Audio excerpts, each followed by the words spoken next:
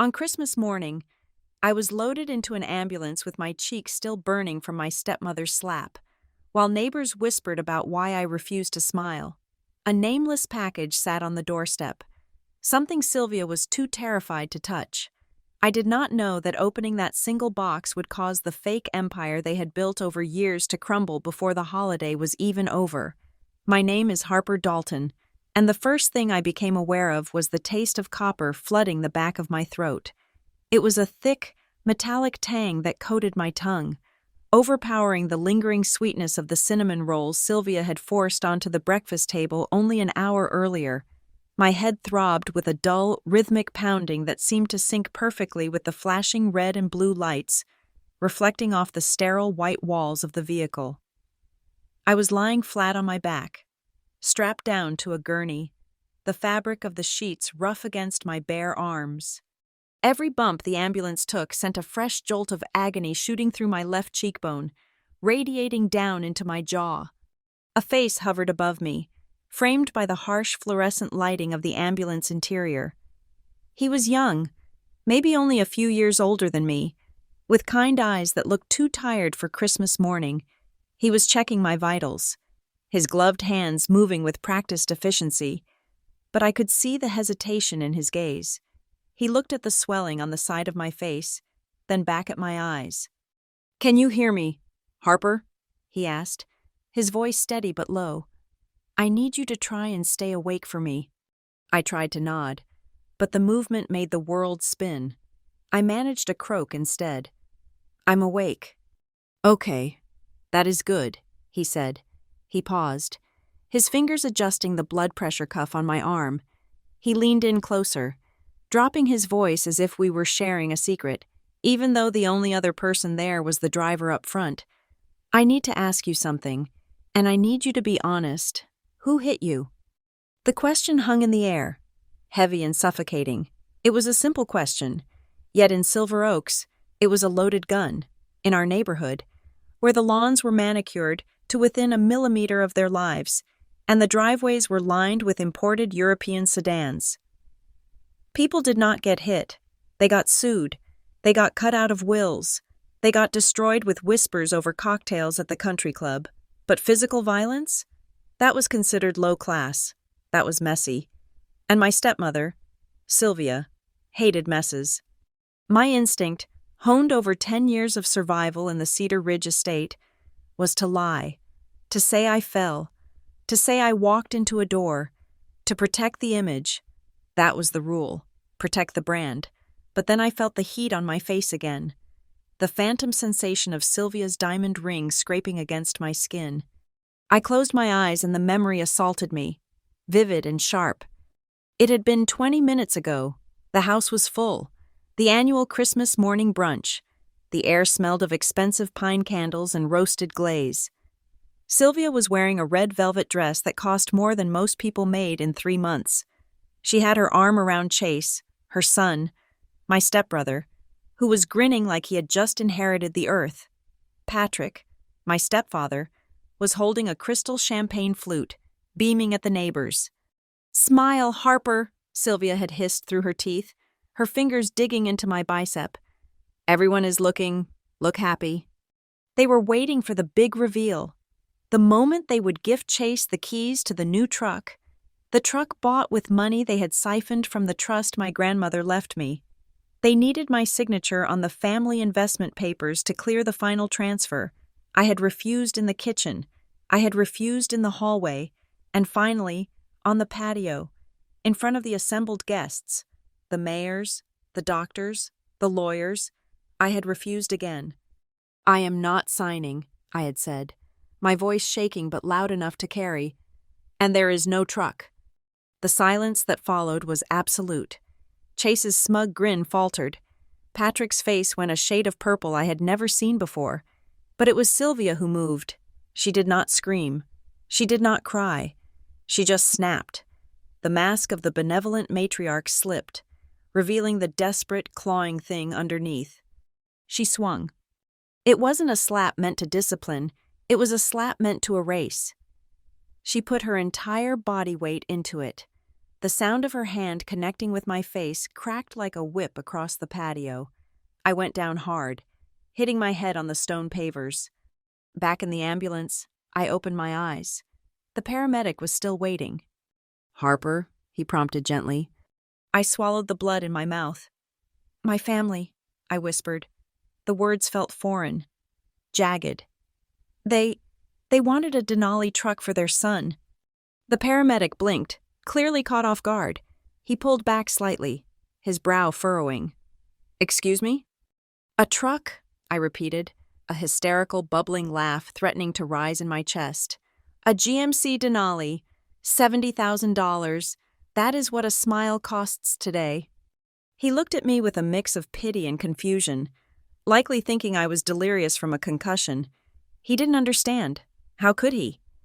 He saw a girl in a torn silk blouse on Christmas morning. He didn't see the war zone. The ambulance slowed down, navigating the winding, private roads of the estate to get to the main gate.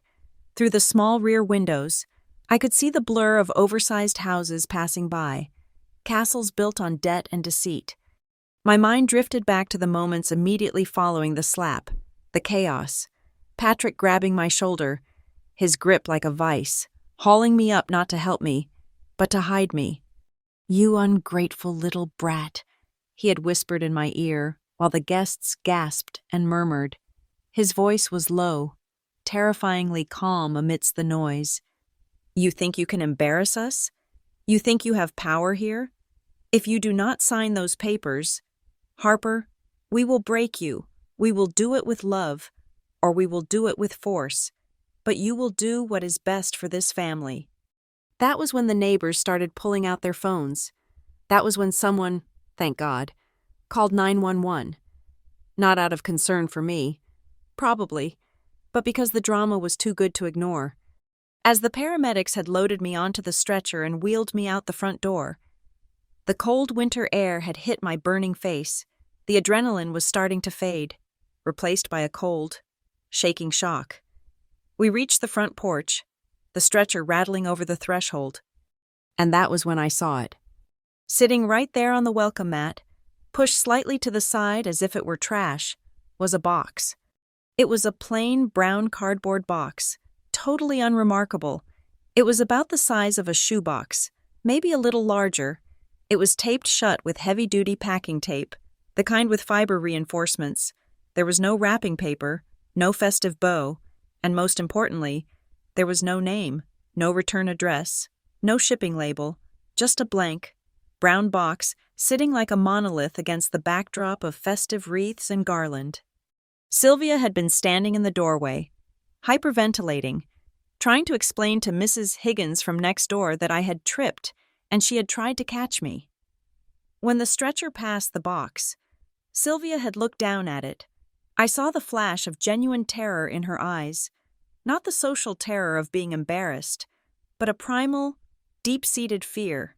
She had raised her foot, looking like she was about to kick it off the porch, into the snow, anywhere away from her house. "Wait!" I had screamed. The force of the shout had made my head spin violently. The paramedics stopped, thinking I was in pain. I pointed a trembling hand at the box. I didn't know what was in it, but I knew Sylvia was afraid of it. And in that moment, her fear was the only currency I had left. "That box!" I gasped, looking at the paramedic who was now sitting above me. "Please, you have to take it." "We need to get you to the hospital, miss," the lead paramedic had said, trying to keep moving. "No!" I had grabbed his wrist. My fingernails dug into his jacket. "Do not let them touch it. Do not let them open it. It is mine. It has my medical insurance information in it." It was a stupid lie. Who keeps insurance cards in a taped cardboard box on a porch? But the desperation in my voice must have been convincing enough, or maybe they just wanted to calm me down so my heart rate would stabilize. The paramedic looked at the box, then at Sylvia. Sylvia took a step forward, her eyes wide. "That is not hers. It is trash. Leave it." "It is mine," I cried out, tears finally spilling over. "Please, just take it." The paramedic looked at the scene, the hysterical stepmother, the bleeding girl, the silent, imposing stepfather looming in the background. He made a choice. "Grab the box, Miller," he barked to the driver who was helping lift the gurney. "Seriously?" Miller asked. "Just grab it. Let's go." Miller scooped up the box. As he did, I saw Mrs. Gable, the neighborhood gossip who lived across the street, standing by her hedges. She was holding her phone up. The camera lens pointed directly at us. She wasn't missing a second of it. She recorded Sylvia lunging forward as Miller grabbed the box. She recorded Patrick holding Sylvia back, his face a mask of controlled rage. She recorded me, broken and bleeding, being shoved into the back of the ambulance like a piece of damaged inventory. Now, inside the moving vehicle, I shifted my head painfully to the side. The box was there. It was wedged between the wall of the ambulance and the bench where the paramedic sat. It was dirty, scuffed on the corners. It looked completely out of place among the sterile medical equipment. I stared at it. The paramedic noticed my gaze. "We got it, okay?" he said softly. "It is safe. Just relax." He thought he was comforting me over a box of personal trinkets. He didn't know. He couldn't know. I closed my eyes again, listening to the siren wail. I thought about Patrick's threat. "We will break you." They had spent 10 years chipping away at me. They had taken my college fund. They had taken my credit score. They had taken my self-worth. Today, they had tried to take my physical safety. But they had missed the box. I didn't know who sent it. My grandmother was dead. I had no other family. But as the ambulance turned onto the main highway, speeding away from the suffocating perfection of Silver Oaks, a strange, cold clarity washed over me. That box wasn't a Christmas gift. Gifts were things you gave to people you loved, things wrapped in shiny paper to hide the price tag. This was raw. This was heavy. I looked at the blood drying on my fingertips. I thought about the fear in Sylvia's eyes when she looked at that cardboard package. She knew something, or she suspected something. For the first time in my life, I wasn't the one who needed saving. The ambulance wasn't taking me away from the danger. It was transporting the danger away from them. I looked at the box one last time as my consciousness began to drift under the weight of the pain. Who really got saved this morning, I wondered. Because if that box contained what I hoped it did, if it contained even a fraction of the truth about what happened in that house, then the ambulance wasn't carrying a victim, it was carrying a bomb.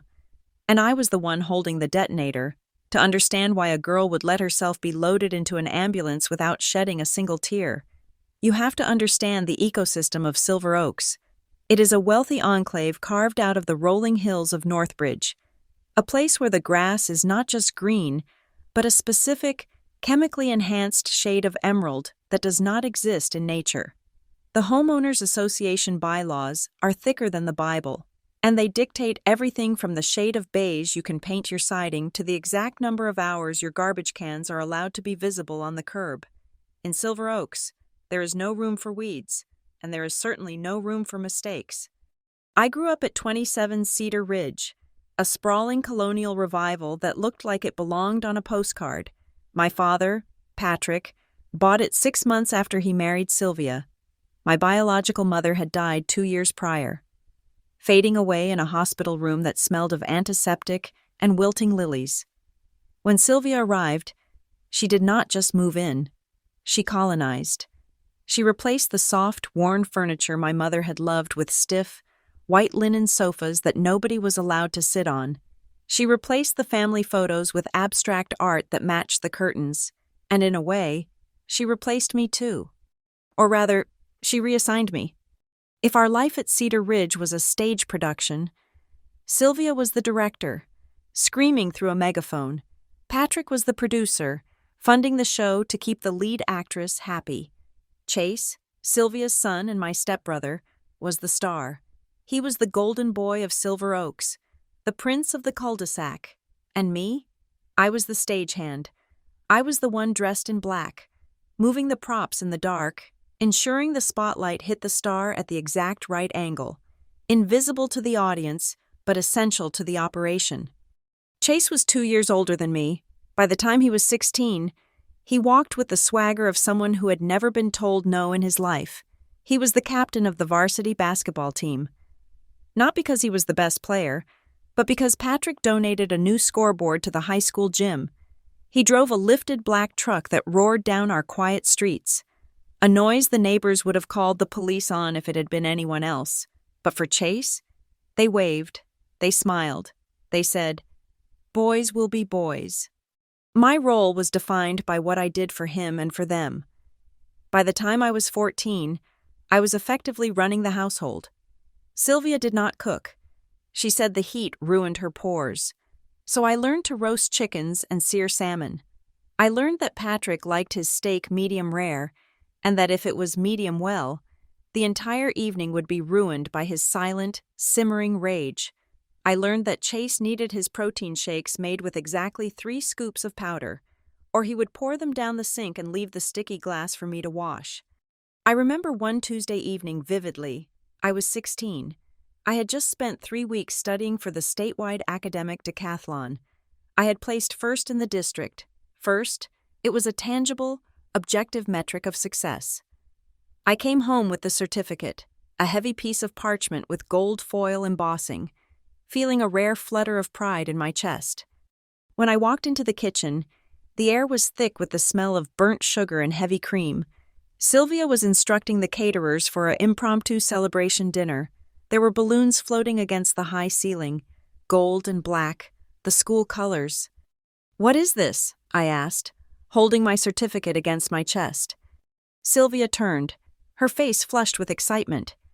"Chase got a C+ on his history midterm," she exclaimed, clapping her hands together. "Mr. Henderson said it is a massive improvement. We are celebrating his effort. It is crucial to reinforce positive behavior. Harper, you know that." I stood there, the certificate suddenly feeling like a piece of trash in my hands. "I won the district decathlon," I said quietly. Patrick looked up from his iPad at the head of the table. He took a sip of his scotch. "That is expected of you. Harper," he said, his voice flat. "You are the bookworm. Chase struggles. When he overcomes a hurdle, we celebrate. When you do what you are supposed to do, you do not need a parade. Do not be jealous. It is unbecoming." "I am not jealous," I said, my voice tightening. "I just... Don't," Sylvia cut in, her eyes narrowing into that look I knew so well, the look that said, "Stop talking before you ruin my scene. Do not steal your brother's spotlight. Go upstairs and change. The Hendersons and the Millers are coming over. I need you to pass the hors d'oeuvres until the servers get settled." I went upstairs. I put the certificate in the bottom drawer of my desk, underneath a stack of old socks. Then I put on my black dress, the one that made me blend into the background, and I went back downstairs to serve mini crab cakes to the people who thought my stepbrother was a genius for passing a history test. That was the night I realized I was ghosting through my own life. I was the infrastructure of the family. I kept the foundation from cracking. I made sure Chase's homework was corrected before he turned it in so he wouldn't fail out of the team. I made sure Sylvia's dry cleaning was picked up so she looked perfect for her charity luncheons. I made sure Patrick's pills were sorted so his cholesterol didn't spike. I was the mortar between the bricks, holding the wall up. But nobody looks at a house and compliments the mortar. They compliment the bricks. I needed an escape. I needed a way out that didn't rely on their permission, because I knew they would never give it. They needed their stagehand too much. So I got a job. I was 17 when I started working at Bright Harbor Analytics. It was a small data processing firm in the city, a 40-minute bus ride away. It wasn't glamorous. It involved staring at spreadsheets for 4 hours a day, entering code and verifying shipping manifests, but I was good at it. I was fast, meticulous, and invisible, traits I had honed at 27 Cedar Ridge. I told Patrick and Sylvia I was joining an after-school environmental club. They didn't care enough to check. If I had said I was joining a cheerleading squad, they might have asked questions, concerned I would embarrass them. But an environmental club? That sounded boring enough to be true. I saved every single cent.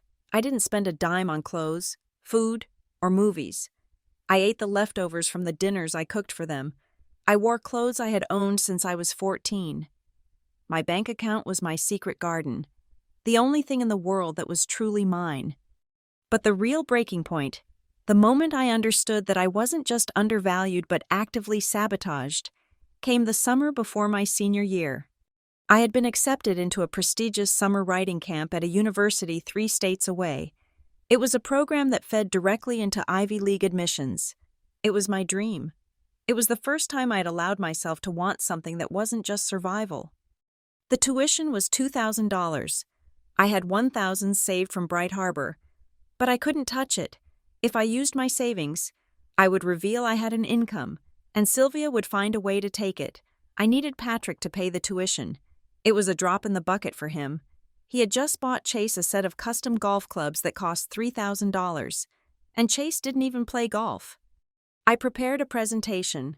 I printed out the acceptance letter. I made a list of the alumni who had gone on to become journalists and authors. I waited until Sylvia was at her yoga class and Chase was at practice. I found Patrick in his study, watching CNBC. "Dad?" I asked, stepping into the room. I still called him Dad then. It was a habit I hadn't yet broken. "Make it quick. Harper," he said, not looking away from the screen. "Market is closing." I laid out my case. I spoke clearly and concisely. I told him about the scholarship potential. I told him how good it would look for the family name if I got into a top-tier university. I appealed to his vanity, thinking that was the key. When I finished, he finally turned his chair to face me. He looked at the acceptance letter on the desk. Then he looked at me. He didn't look angry. He looked bored. "No," he said. "No?" I repeated, my stomach dropping. "But why? We have the money. You just bought Chase the clubs." Patrick sighed, the sound of a man burdened by a slow child. He stood up and walked over to the window, looking out at the perfect, emerald lawn. "Harper, look at this house," he said. "Look at this life. It requires maintenance. It requires investment where the return is highest." He turned back to me, his eyes cold and pragmatic. "Chase is going to take over the firm one day. He needs the connections. He needs the lifestyle. He needs the confidence that comes from having the best you." He gestured vaguely at me. "You are a girl. You will get married. You will run a house like Sylvia does. You do not need to be a writer. You do not need a fancy degree to manage a household. In fact, it would be a waste. You would just be unhappy." "I am not Sylvia," I whispered, my hands trembling. Patrick walked back to his desk and sat down, dismissing me. "This family has limited resources for discretionary spending. We invest in the asset with the highest yield. That is Chase. That is not you. Do not ask me again." I stood there for a long time. I looked at the man who had promised my dying mother he would take care of me. I realized then that he had kept his promise in the most twisted way possible. He was taking care of me like you take care of a vacuum cleaner or a lawnmower. You keep it running so it can do its job. You don't send a vacuum cleaner to writing camp. "I understand," I said. And I did. I understood perfectly. I walked out of his study, and I didn't cry. I went to my room, pulled up my bank account on my laptop, and stared at the number. $1,200. It wasn't enough to leave yet, but it was a start. That night, I cooked dinner. I made Patrick's steak exactly medium rare. I listened to Chase brag about a girl he had hooked up with behind the bleachers. I listened to Sylvia complain about the neighbor's hydrangeas being too blue. I sat there, eating my salad, and I looked around the table. I realized that the house, the lifestyle, the reputation, it was all a blueprint, a complicated, expensive architectural drawing of a perfect life. And as I looked at them, I realized the truth that would carry me through the next few years of hell. My name wasn't on the blueprint. They hadn't designed a room for me.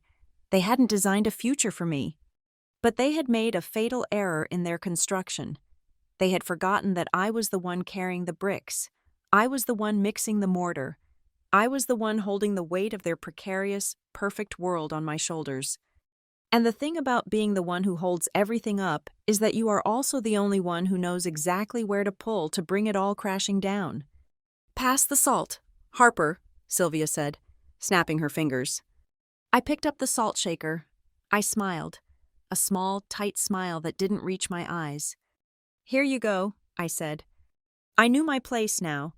I was the foundation, and foundations, when they shift, have a tendency to destroy everything built on top of them. There is a specific kind of silence that falls over a room when you realize the people who are supposed to protect you are actually the ones feeding on you. It is not a peaceful silence. It is the sound of a vacuum sealing, of all the air being sucked out of the space, leaving you gasping while everyone else breathes normally. I learned this silence on a Tuesday afternoon in October, sitting at the kitchen island with my laptop open. I had been planning my escape for 3 years, every shift at Bright Harbor Analytics, every skipped lunch, every dollar saved from birthday cards sent by distant relatives. It all went into a singular savings account marked College Fund. It was not a fortune. It was $12,450 to the residents of Silver Oaks. That was the cost of a renovated powder room. To me, it was 2 semesters of tuition, a deposit on a cheap apartment, and a bus ticket out of hell. I logged in to check the interest. I liked seeing the number. It was my anchor. When the page loaded, my breath hitched. The balance did not say $12,000. It said $312.14. I blinked, hitting the refresh button, convinced it was a glitch in the bank's interface. The page reloaded. $312. I clicked on the transaction history. There was a single, massive transfer dated 2 days prior. The recipient was labeled simply, Platinum Visa Payment. I felt the blood drain from my face, a physical sensation like cold water being poured down my spine. I knew that card. It was Sylvia's primary credit card, the one she used to fund her image maintenance. The back door slid open. Patrick walked in, wearing his golf polo and carrying a tumbler of iced tea. He looked relaxed, the picture of a suburban patriarch at peace. "Patrick," I said. My voice sounded thin, like it was coming from someone else. He glanced at me, opening the fridge. "What is it? Harper? If you're asking about dinner, Sylvia wants salmon." "My bank account," I said, standing up. My legs felt shaky. "My college fund. It is empty." Patrick took a sip of his tea. He did not turn around immediately. He closed the fridge door with a soft thud, then leaned against the counter, looking at me with an expression of mild annoyance. "Oh, that," he said.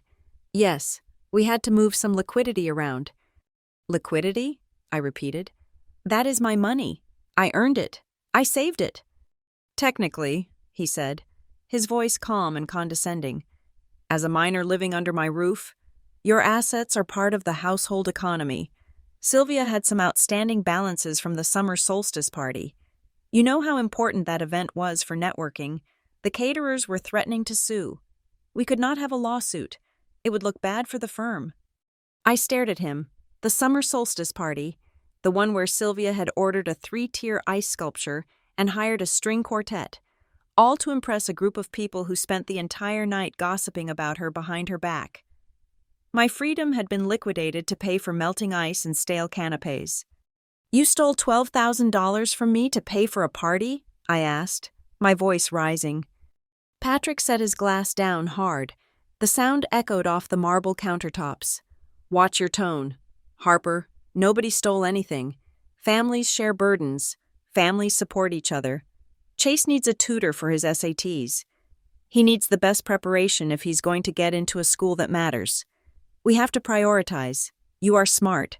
You can go to community college, or you can keep working at that data place. It does not matter where you go, really. But Chase, he needs the pedigree."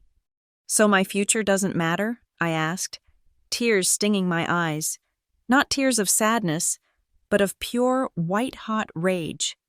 "It matters," Patrick said, shrugging. "Just not as much as the family's reputation. Don't be selfish. Harper, it is unbecoming." He picked up his tea and walked out of the kitchen, leaving me standing there with $300 and a broken heart. That was the moment I realized that in their eyes, I was not a person. I was a resource, a spare battery to be drained whenever the main device ran low. But that wasn't the end of it. It was only the beginning of the unraveling. A month later, at Bright Harbor Analytics, I was running a batch of credit reports for a client project. My job usually involved cleaning data, but I had access to the credit bureau terminals. It was a slow day. The hum of the servers was hypnotic, on a whim, driven by a paranoia that had been festering since the theft of my savings. I typed in my own social security number. I expected to see a thin file. I had no loans, no credit cards, just a bank account. The screen populated with a long list of active trade lines. My heart hammered against my ribs. There was a credit card listed, a Titanium Rewards World Elite card from a major bank. It had been opened 14 months ago. The limit was $15,000. The current balance was $14,890. I sat there, frozen. I clicked on the details. The billing address was 27 Cedar Ridge. The authorized user was Patrick Dalton. I printed the application form. My hands were shaking so badly I almost dropped the paper. I looked at the signature line at the bottom. It said, Harper Dalton, in looping cursive. But it wasn't my handwriting. I knew that jagged slant. I knew the way the D looped back on itself. It was Patrick's handwriting. He had signed my name, using my social security number, to open a credit line because his own credit was likely maxed out keeping Sylvia in designer dresses. He hadn't just stolen my cash. He had stolen my identity. He had leveraged my financial future before it had even begun, shackling me with debt I couldn't pay, ruining a credit score I hadn't even started building. I didn't go home that night. I couldn't look at him. If I looked at him, I might have screamed. And if I screamed, I would have lost the element of surprise. Instead, I took the bus to Willow Glen. Willow Glen was the town time forgot, 40 miles west of Silver Oaks. It was where my mother had grown up, and where her mother, my grandmother Evelyn, still lived. Her house was small, cluttered with books and smelling of dried lavender and old dust. It was the only place in the world that felt real. Evelyn was dying. We both knew it. The cancer was eating her away, turning her once strong body into something frail and translucent. She was sitting in her armchair by the window, a blanket over her knees, watching the leaves fall. I sat on the floor beside her and laid everything out. The bank statement showing the zero balance, the credit report showing the maxed out card, the application with the forged signature. I cried then. I buried my face in her wool blanket and sobbed until my chest ached. I can't get out. Grandma, I choked out. They took everything. I am trapped. Evelyn's hand, light as a dried leaf, rested on my head. She stroked my hair. Her touch the only tenderness I had known in years. When she spoke, her voice was weak, wheezing, but the steel that had always defined her was still there, buried under the illness. Harper, she said, look at me. I raised my head. Her eyes were clear, sharp and blue. They think you are weak because you are quiet, she said. They think they can eat you alive because you do not bite back, but they are wrong. You are my blood. You are your mother's blood. She reached for the papers I had brought, her trembling fingers touching the evidence of Patrick's crime. This, she said, tapping the credit report, this is not just unfair. This is a weapon. But you cannot use it yet. If you use it now, they will talk their way out of it. They will say it was a mistake, a misunderstanding. They have lawyers. They have friends at the club. Then what do? I asked. You wait, Evelyn said. You let them dig the hole deeper. You gather every shovel full of dirt they toss over their shoulders. Do not let them build a mansion on your bones. Harper, when the time is right, you do not just argue with them. You let the law speak for you. She paused, coughing, her chest rattling painfully. I have made arrangements. Not much, but enough. But you must promise me something. Anything, I said. Do not let them see you bleed, she whispered. That is what they want. They want to see you broken. Smile at them while you sharpen the knife. Evelyn died 3 weeks later. The funeral was a farce. Sylvia wore a black dress that was tasteful, but cut low enough to be inappropriate, complete with a fascinator hat that belonged at a horse race, not a burial. She cried loudly. dabbing at dry eyes with a lace handkerchief, accepting condolences for a woman she had called that old bat only a month prior. Patrick stood beside her, looking solemn and dignified, the perfect grieving son-in-law. I stood in the back, wearing a plain gray coat, feeling numb. After the service, as the casket was being lowered, I saw Sylvia cornering an older man in a pinstripe suit. It was Mr. Fletcher, Evelyn's lawyer. I moved closer, hiding behind a large marble angel, pretending to adjust my shoe. "Sss," I heard Sylvia whisper, her voice dropping the grieving tremolo and shifting into business mode. "We need to discuss the estate. Patrick and I are handling Harper's finances, since she is still young. Whatever Evelyn left, it would be best if it were consolidated into the family trust, for safekeeping." Mr. Fletcher was a tall man with a face like carved granite.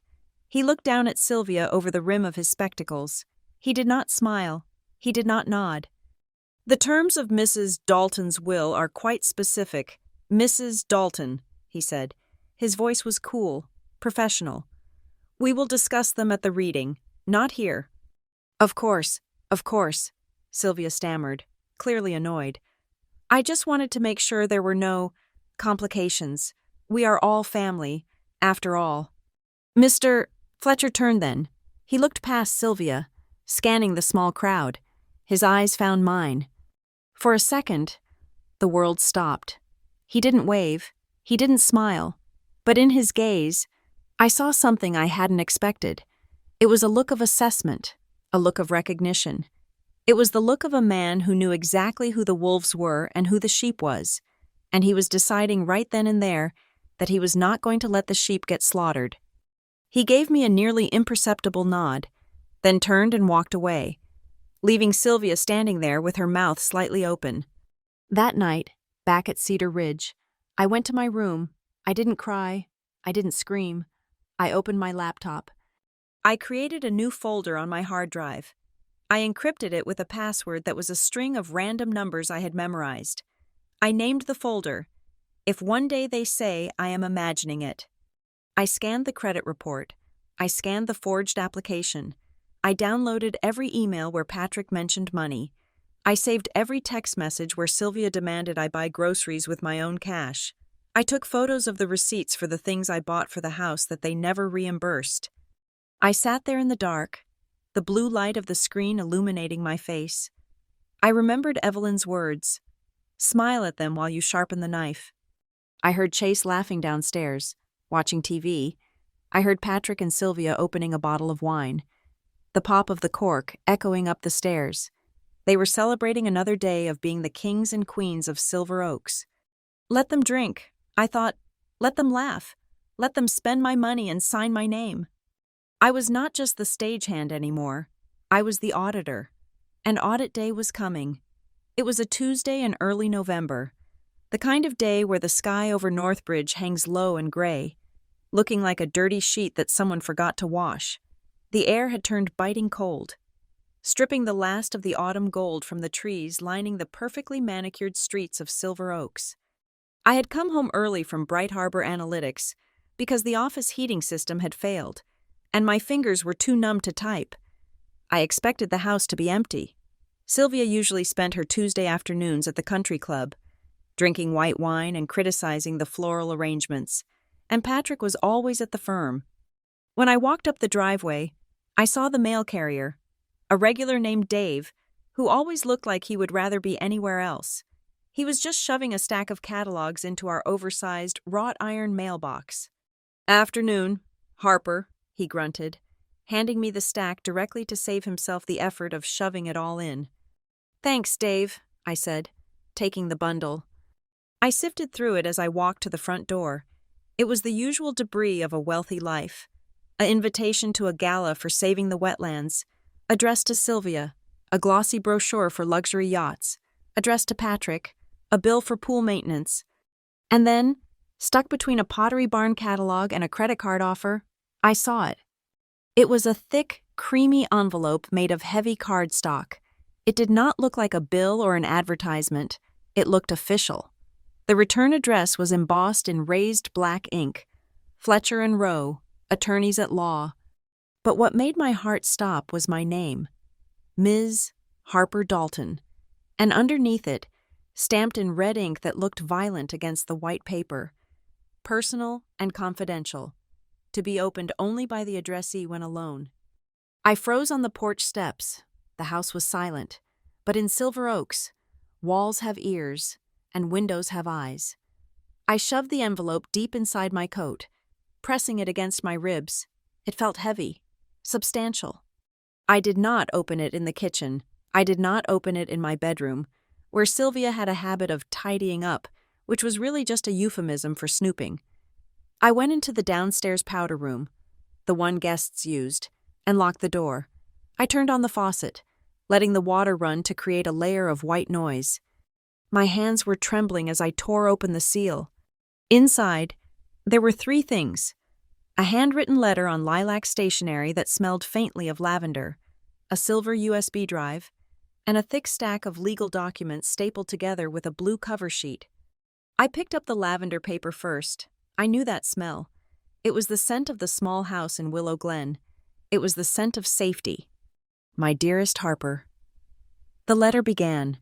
The handwriting was shaky, the loops of the letters jagged, written clearly in the final stages of her illness. If you are reading this, then I am gone, and the lawyers have done their job. I am writing this because I know you. I know you will grieve, but you will not grieve loudly.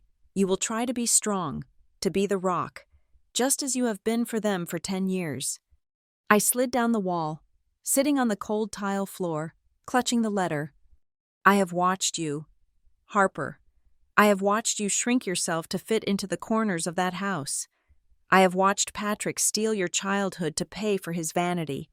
I have watched Sylvia treat you like a servant in the home your mother helped build.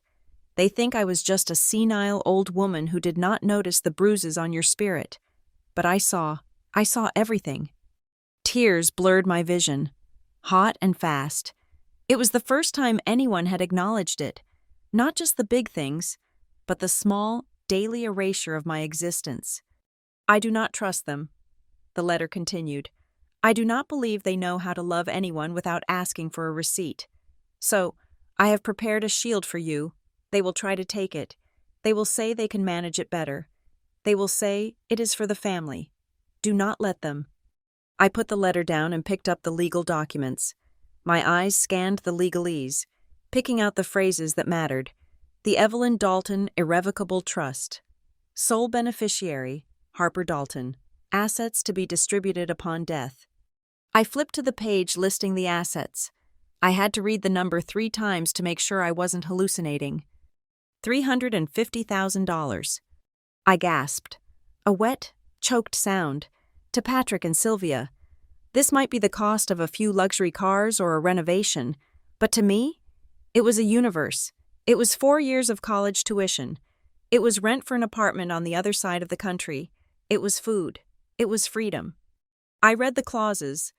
Mr. Fletcher had been thorough. The trustee shall be Harper Dalton upon reaching the age of 18. I was 18. It was mine. Under no circumstances shall Patrick Dalton, Sylvia Dalton, or any agent acting on their behalf have access to, management of, or knowledge of the disbursement of these funds. It was ironclad. It was a fortress built of paper and ink. I reached for the USB drive. I had my laptop in my bag. I never left it in my room anymore. I balanced the computer on my knees and plugged the drive in. A video file popped up. I clicked play. Evelyn appeared on the screen. She was sitting in her armchair, looking frail, her skin like parchment paper, but her eyes were sharp. She looked directly into the camera lens, directly at me. "Hello, my sweet girl," Digital Evelyn said. Her voice was raspy, but strong. "Grandma," I whispered to the empty bathroom. "If you have the papers, you know about the money," she said on the screen. "That is for your life, Harper. Use it to run. Use it to build something that is yours, but there is something else." She leaned forward slightly. The camera lost focus for a second before sharpening again. "I know them," she said, her voice dropping lower. I know that when they find out you have something, they will try to take it, or worse, they will try to hurt you to make you give it up. Patrick is a desperate man. Harper, he has been playing a shell game with money for years. And Sylvia is a woman who cannot stand to see anyone else shine. I nodded, even though she couldn't see me. So, I have arranged a second package, Evelyn said. A small, mischievous smile touched her pale lips. It was the smile of a woman who had played poker her whole life and saved the ace for the river card. I gave instructions to Mr. Fletcher. If you are safe, if you have left that house and they have left you alone, you can call him and cancel it. But if you are still there, if they are still squeezing you, this package will be delivered on the one day they cannot hide from their neighbors. The one day they act the most perfect. Christmas morning. It contains everything. Harper, she said, the proof of the credit fraud, the emails I had you save, the deed to the house in Willow Glen, which, by the way, is also yours now. It is a bomb, honey, and I set the timer for Christmas morning, 1 year after I'm gone, because I know that is when the audience is biggest. The video ended with her blowing a kiss. Be brave. You are not alone. The screen went black. I sat there for a long time, the water still running in the sink. I felt a strange sensation spreading through my chest. It wasn't just relief, it was power. For years, I had felt like a passenger in a car driven by a drunk driver, bracing for the impact. Now, I realized I had been given a steering wheel. I needed to confirm this. I needed to hear a human voice tell me it wasn't a dream. I pulled out my burner phone, the cheap prepaid one I had bought with cash 2 months ago and kept hidden in a hollowed-out biology textbook. I dialed the number on the letterhead. Fletcher and Rowe, how may I direct your call? A receptionist answered. Mr. Fletcher, please, I said. This is Harper Dalton. There was a click, and then a moment later, the deep, gravelly voice of the lawyer came on the line. Miss Dalton, he said, I assume you received the package. Is it real? I asked, skipping the pleasantries. The trust. Is it really mine? Can they touch it? Can Patrick claim it as a household asset? It is as real as gravity, Miss Dalton, Fletcher said. I wrote that trust myself. I anticipated every move your stepfather might make. The money is in a secure account. You have full signatory power. If Patrick tries to access it, he will be committing federal wire fraud. Again. The way he said again confirmed that he knew about the credit cards. He knew everything. Thank you, I breathed. Mr. Fletcher, thank you. There is one more thing, he said. The second package, the contingency, it is scheduled for delivery on December 25th, unless you instruct me otherwise. I thought about the bruises on my arm from where Sylvia had grabbed me yesterday, because I didn't fold the towels correctly. I thought about the way Patrick looked at me, like I was a bad investment he couldn't wait to liquidate. Keep the schedule, I said, just in case. Understood, Fletcher said. Stay safe, Harper. I hung up. I carefully folded the documents and the letter. I couldn't keep them here. If Sylvia found this, she wouldn't just be angry, she would be dangerous. A cornered animal strikes hard, and Sylvia was always cornered by her own greed. I waited until I heard the garage door open. Patrick was home. The noise of their greeting, the fake cheerfulness, the clinking of glasses, filled the hallway. I slipped out the side door, telling them I was taking the trash out. I ran 3 blocks to the bus stop. I took the bus to the downtown transit center, to Fairmont Station. It was a gritty, dirty place that Sylvia would never set foot in. I rented a locker for $20 a month, paying cash. I placed the envelope inside the metal box. I kissed my fingertips and pressed them against the cold steel door before locking it. You are safe here, I thought, and so am I. But secrets are hard to keep in a house built on lies. 2 days later, I made a mistake, a small, stupid mistake. I was in the kitchen, chopping vegetables for a pot roast. Sylvia was in the living room, watching one of her reality shows. I thought the volume was up loud enough. I thought she was distracted. My burner phone vibrated in my pocket. It was the bank, calling to confirm the activation of the debit card linked to the trust. I answered in a whisper, turning my back to the living room. Yes, this is Harper. Yes, for the trust account. No, send the card to the P.O. box, not the house address. I hung up quickly. When I turned around, Sylvia was standing in the doorway. She wasn't looking at the TV. She was looking at me. Her eyes were different. Usually, when she looked at me, there was a mixture of disdain and annoyance, like I was a stain on her carpet that she couldn't scrub out. But now, her eyes were wide, alert. Her pupils were dilated. "Who were you talking to?" she asked. Her voice was too casual, too sweet. "Just a friend from school," I lied. "About a project?" Sylvia took a step into the kitchen. She walked over to the counter where I had been chopping carrots. She picked up a slice of carrot and examined it, but her eyes never left my face. "I heard you say trust account," she said softly. My blood ran cold. "No," I said, keeping my voice steady. "I said trust count. We are doing a statistics project on trust metrics in social media." It was a weak lie. I knew it. She knew it. Sylvia smiled. It wasn't a nice smile. It was the smile a shark gives when it smells blood in the water. "You know, Harper," she said, taking a bite of the carrot. "Patrick and I were just talking about how expensive college is getting. We were worried about you. But if you have resources, we should know. We are a family. We pool our resources. It is how we survive." "I don't have anything," I said, gripping the knife handle tight. "Everyone has something," she said. She reached out and tucked a strand of hair behind my ear. Her fingers were cold. "And you are a smart girl. You wouldn't hide things from the people who put a roof over your head, would you? That would be very ungrateful."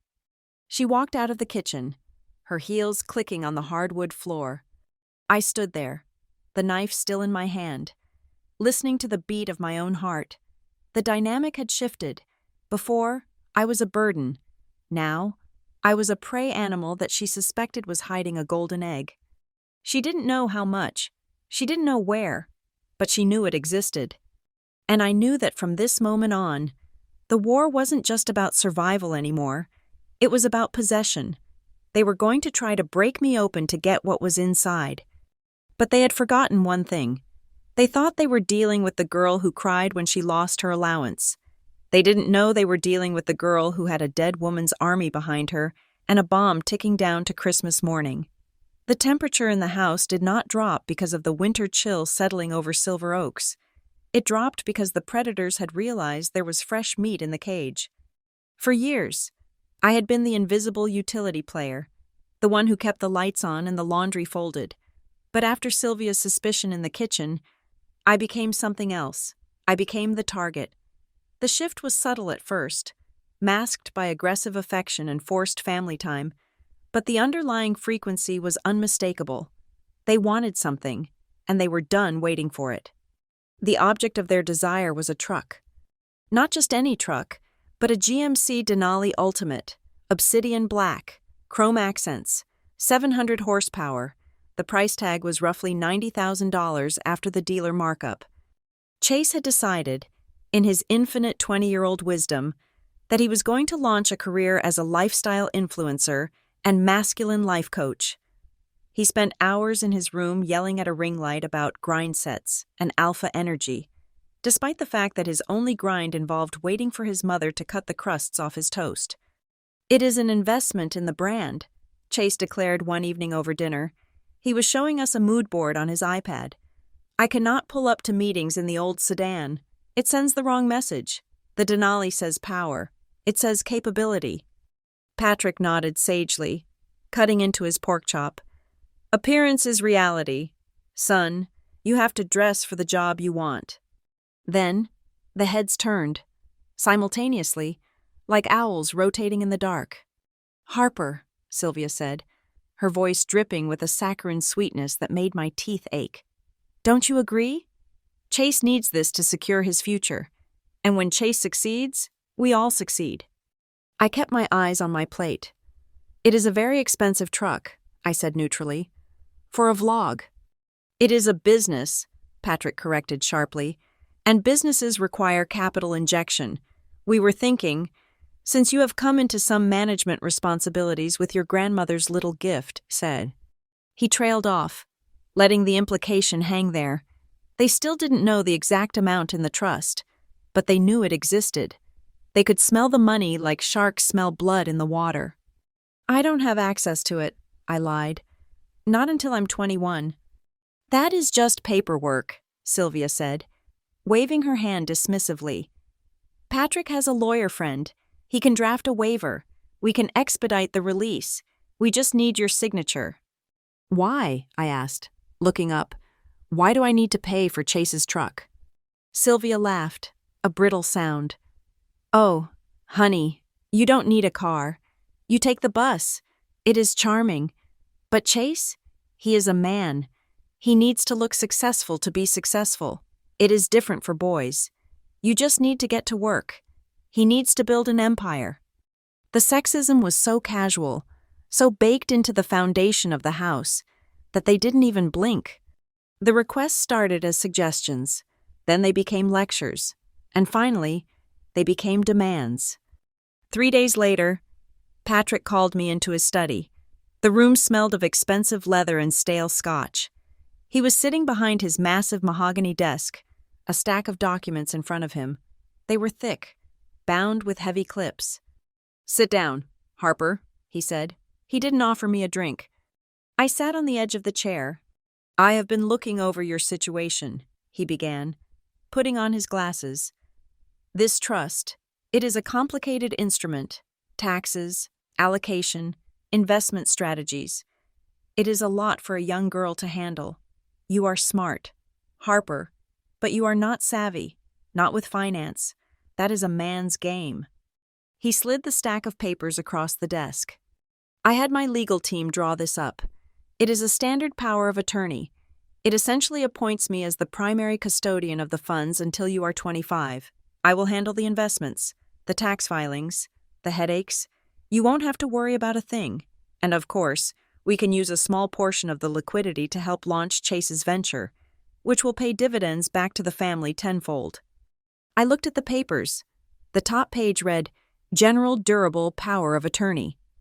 I can't sign this, I said quietly. Why not? Patrick's smile faltered. Just for a second. Because grandmother left it to me. She wanted me to learn. Patrick leaned forward. The fatherly mask slipped, revealing the teeth underneath. Harper, let's be realistic. You are going to mess it up. You will lose it all. Or worse, some boy will trick you out of it. I am trying to protect you. I am trying to protect this family. Just sign the damn papers. I need to read them first, I said, reaching for the stack. He slammed his hand down on the desk. You do not need to read them. I am your father. I am telling you what is best. I flinched, but I didn't back down. You are my stepfather, I corrected, and I am taking these to read. I grabbed the papers and walked out before he could stop me. As I closed the door, I heard him throw his glass against the wall. It shattered. I didn't go to my room. I went to the bathroom, turned on the shower, and sat on the closed toilet lid. I pulled out my phone. I had started recording the moment I walked into his study. I hit stop and saved the file. Recording number 4. I typed, Threats and coercion. Later that night, I lay awake, staring at the ceiling. I could hear them arguing downstairs. I crept to the landing, phone in hand, recording again. She is being difficult, Patrick growled. She has that look in her eye, like her mother. We need that money. Patrick, Sylvia hissed. The mortgage is 2 months behind.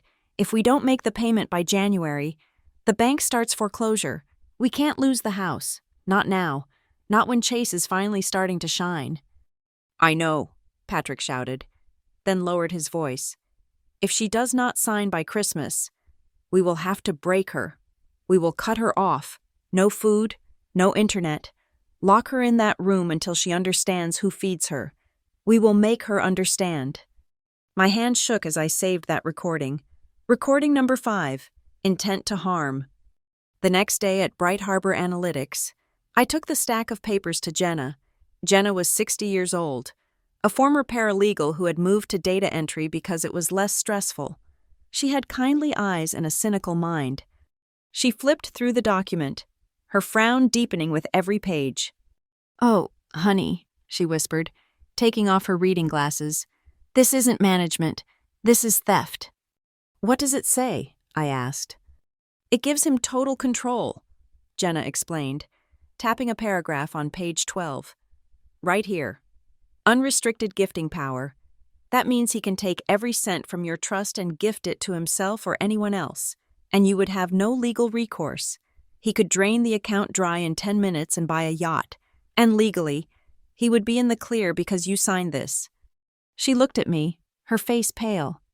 "Do not sign this. Burn it, and then run." "I can't run yet," I said. "Not until I have the leverage to make sure they can't chase me." I called Mr. Fletcher on my lunch break. I played him the recording of Patrick threatening to lock me in my room. The line was silent for a long moment. "That constitutes domestic abuse and intent to commit fraud," Fletcher said, his voice hard as granite. "We can go to the police now. We can get a restraining order." "No," I said. "If we do that now, they will spin it. They will say I am a rebellious teenager making things up. They are charming. Mr. Fletcher. They are the darlings of Silver Oaks. The police play golf with Patrick on Sundays." "So what is the play?" Fletcher asked. "I need them to do it publicly," I said. "I need witnesses. I need them to show their true faces when there are too many eyes to look away." "Christmas," Fletcher said, understanding dawning in his voice. "The morning brunch." "Exactly," I said. "But I need a backup. If they lock me up, if they take my phone, I need to know the truth will still get out." We hatched the plan then, a contingency, a fail-safe. The next afternoon, I went to a self-storage facility near the train station. It was a metal maze of orange doors and flickering fluorescent lights. It smelled of damp concrete and abandonment. It was the antithesis of Silver Oaks. I rented Unit 42 using cash. Inside the small, dark metal box, I placed the originals of everything: the trust documents, my birth certificate, my mother's wedding ring, which I had stolen back from Sylvia's jewelry box 2 years ago, a backup hard drive containing all the recordings, the emails, the photos of the credit card statements, and I placed one more thing, a letter I had written to myself. "If you are reading this," it said, "you made it out." But I wasn't out yet. I went back to Mr. Fletcher's office one last time. We prepared the package, the Christmas box.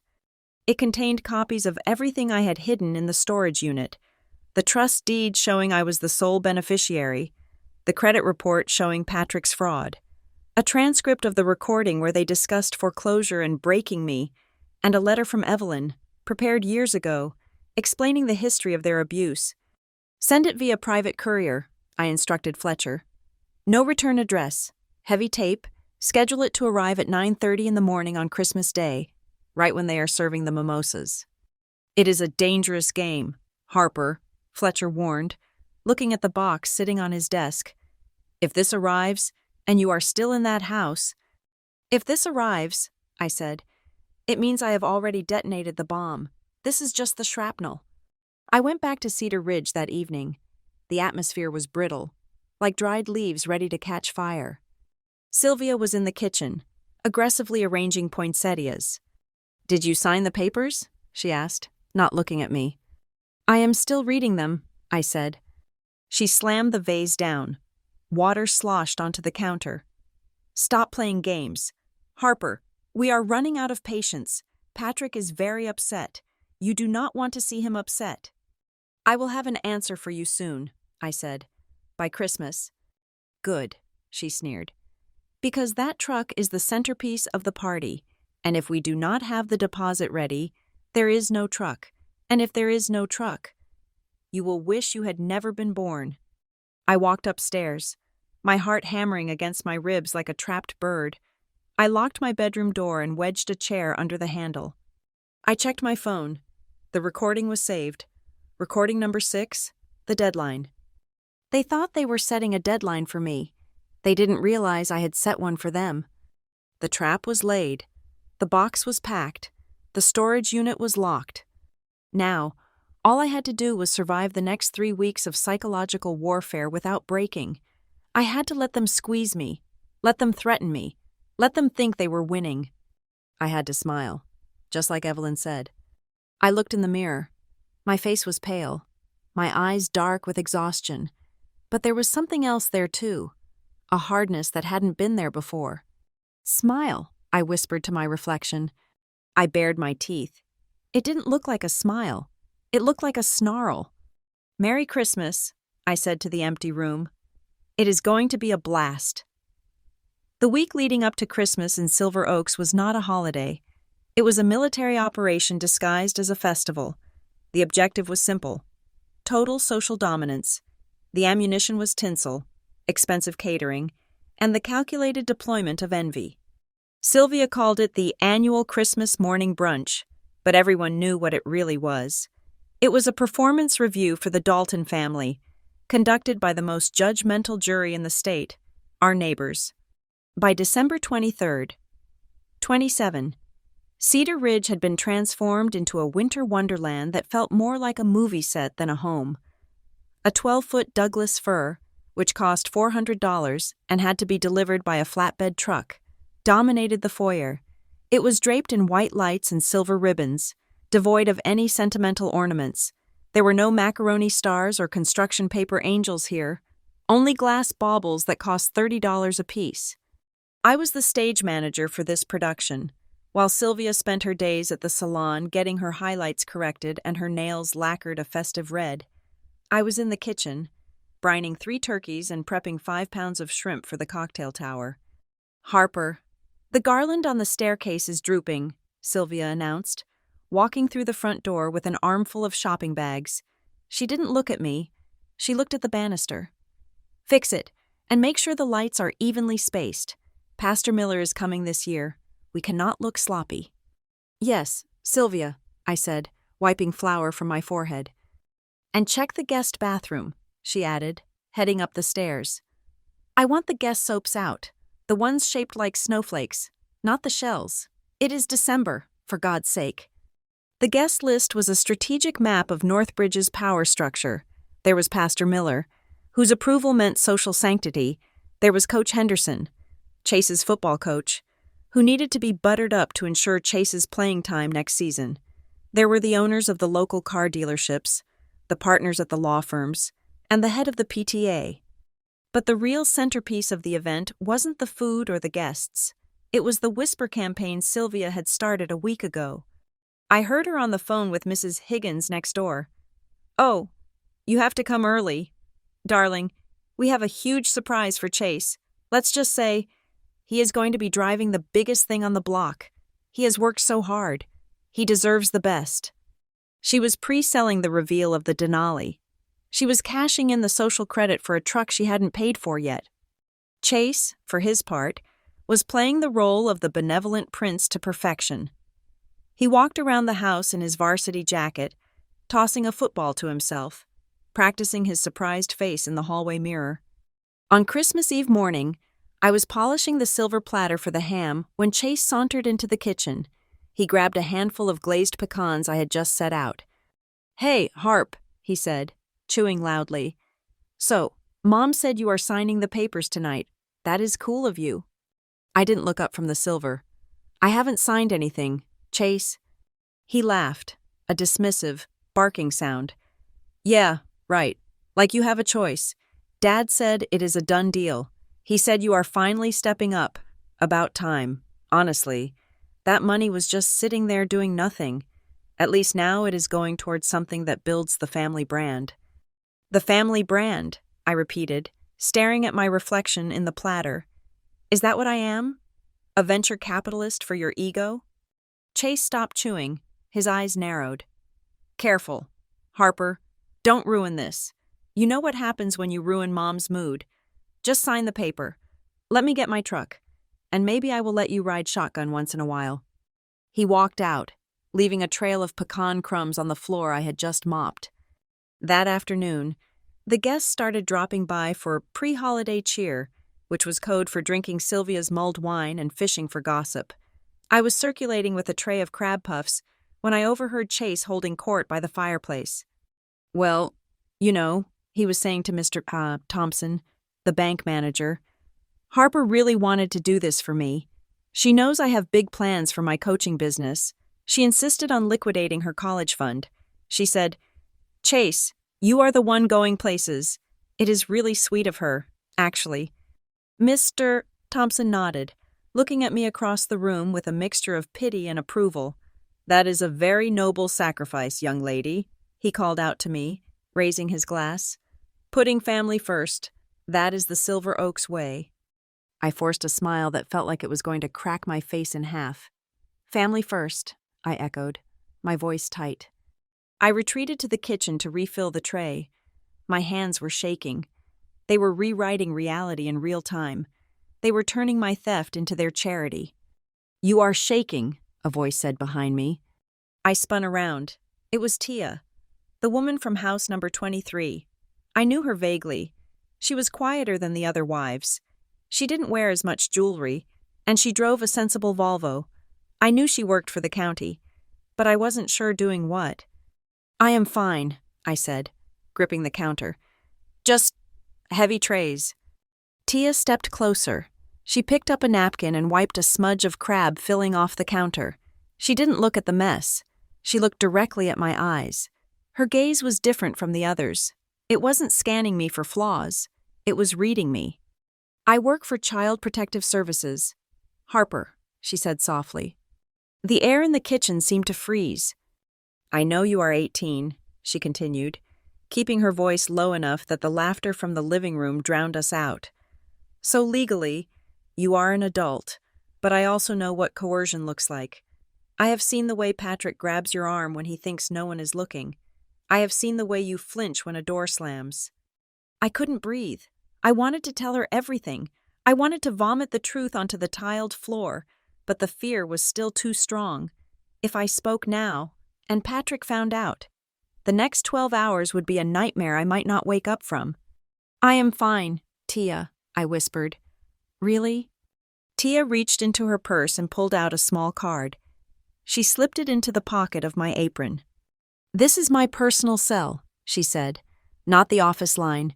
If tonight, or tomorrow morning, if things go sideways, if you feel unsafe, physically unsafe, you call me. I can be here in 30 seconds with a police escort. Do you understand?" I nodded, unable to speak. "Okay," she said. She patted my arm gently, then picked up a glass of wine and walked back into the party, transforming instantly back into just another neighbor. The card burned against my hip, a lifeline. The party wound down around 6 in the evening. The guests left to go to their own family dinners. The house fell silent, but the tension remained, thick and suffocating. This was it, the deadline. "Harper, into the study," Patrick said. He didn't yell. He didn't have to. I walked into the study. Sylvia was already there, sitting in the leather armchair, sipping a martini. She looked tired but wired, her eyes glittering with anticipation. Patrick closed the door and locked it. The click was loud in the quiet room. He walked around his desk and picked up the papers, the same papers I had refused to sign for weeks.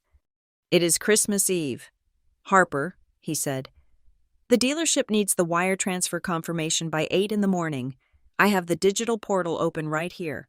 I just need you to sign this authorization, and we can initiate the pending transfer." "I told you," I said, my voice trembling but my feet planted. "I am not signing it." Sylvia sighed, a long, dramatic exhalation. "We are exhausted. Harper, we have spent weeks planning this beautiful day.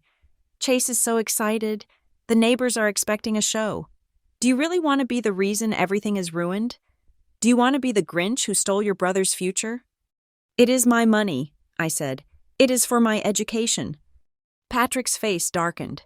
He moved around the desk, closing the distance between us. He stopped inches from my face. I could smell the expensive cologne masking the scent of stale wine. "Let's be very clear about something," he said, his voice dropping to a growl. "You are eating my food. You are sleeping in my house. You are wearing clothes I paid for. You are nothing without us. If you do not sign this paper tonight, you are no longer my daughter." "I never was your daughter," I said. His hand shot out and grabbed my jaw.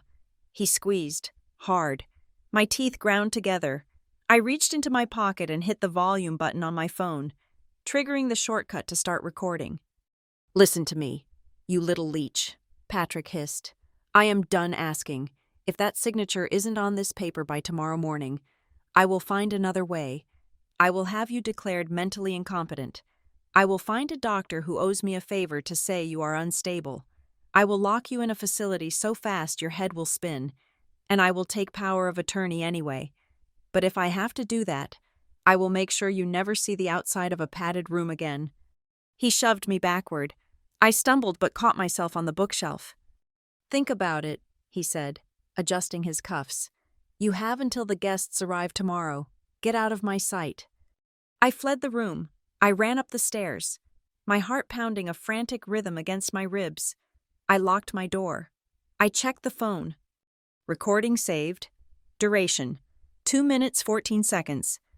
He had said it. He had threatened to institutionalize me to steal my money. It was all there. I went to the window and looked down at the driveway. It was a stage waiting for a prop. Sylvia had hired a decorator to set it up. There was a massive arch of gold and silver balloons framing the empty space in front of the garage.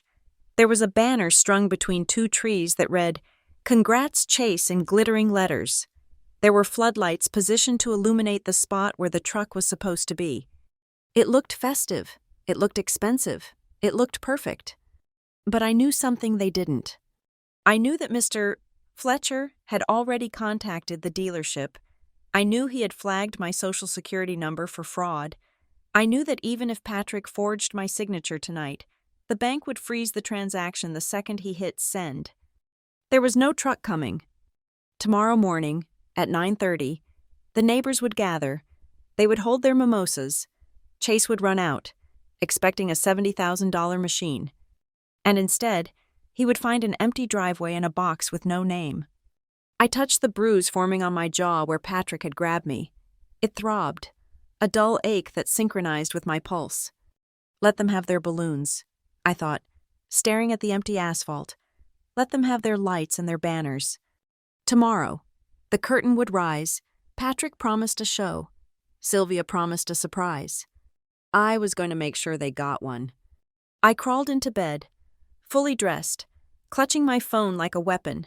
I didn't sleep. I just lay there, listening to the wind howl through the manicured trees of silver oaks, counting down the minutes until the sun came up and burned everything to the ground. The morning sun that hit the frost-covered lawns of silver oaks was bright, brutal, and unforgiving. It was the kind of light that exposed every dust mote on a mantelpiece and every crack in a foundation. No matter how much plaster you tried to cover it with, inside number 27 Cedar Ridge, the air smelled of caramelized sugar, expensive pine needles, and high-octane anxiety. I was running on 3 hours of sleep and a single cup of black coffee. My hands were red and raw from scrubbing the roasting pans at 5 in the morning because the cleaning service had the day off. I was wearing a navy blue velvet dress that Sylvia had bought for me. It was tasteful, conservative, and high-necked, designed to make me look like the dutiful, well-bred daughter of a successful man. It felt like a straitjacket. "Harper, the champagne flutes," Sylvia hissed from the hallway. She was wearing a crimson dress that looked like a fresh wound against the white walls of the foyer. Her neck was draped in a string of pearls that belonged to my mother, pearls I hadn't seen in 6 years. She was vibrating with a manic energy, her eyes darting from the flower arrangements to the clock on the wall. "They are on the tray." "Sylvia," I said, carrying the crystal glasses into the living room. She intercepted me, her fingers gripping my forearm with surprising strength. Her nails, painted a festive hollyberry red, dug into my skin. She leaned in close, her breath smelling of peppermint mouthwash and nervous bile. "Listen to me," she whispered, her voice a razor wire. "Today is the day. Everyone is coming. The pastor, the mayor, Chase's coach. Do not embarrass us. When Patrick calls you up, you smile. You nod. You act grateful that we let you be part of this legacy. Remember? Smile. Or do not call me mother. I looked at her. I never called you mother. Sylvia. Her eyes narrowed, but the doorbell rang before she could retaliate. The mask slammed back into place instantly. Her snarl transformed into a radiant, welcoming beam. "Merry Christmas," she trilled, opening the door to the Hendersons. For the next hour, I was a ghost in my own house. I circulated with trays of bacon-wrapped dates and mini quiches. I took coats. I refreshed drinks. I watched the living room fill up with the elite of Silver Oaks. They were all there. Men in cashmere sweaters and women with diamonds that caught the light of the 12-foot tree. They laughed too loud. They drank too fast. They were the audience Patrick had summoned to witness his benevolence. Chase was in the center of the room, holding court. He looked the part of the golden boy, wearing a crisp button-down shirt and the arrogant grin of someone who believes the world owes him a living. "Yeah, it is going to be big," I heard him telling Coach Henderson. "Really takes the coaching brand to the next level. You need a vehicle that says capability, right?" "That is right, son," the coach said, clapping him on the back. "Big day for you." I stood by the kitchen door, watching them. My heart was hammering a frantic rhythm against my ribs, a drumbeat of run, run, run, but I stayed. I touched the phone in my pocket. It was recording. At 10:30, Patrick clinked a silver spoon against his crystal glass. The sharp, high-pitched ring cut through the chatter. The room fell silent. "Friends, neighbors," Patrick began, his voice booming with practiced charisma. He stood by the fireplace, one hand resting on the mantel, the other holding his drink. "Thank you for sharing this blessed morning with us. You know, we live in a world that often forgets the true meaning of giving, but in this house, family is everything." A murmur of agreement rippled through the crowd.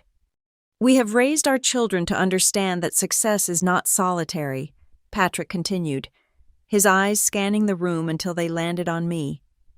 "It is shared. Today, we are celebrating a milestone for my son, Chase, but we are also celebrating the incredible generosity of my daughter, Harper." He beckoned me forward. "Harper, come here." The crowd parted.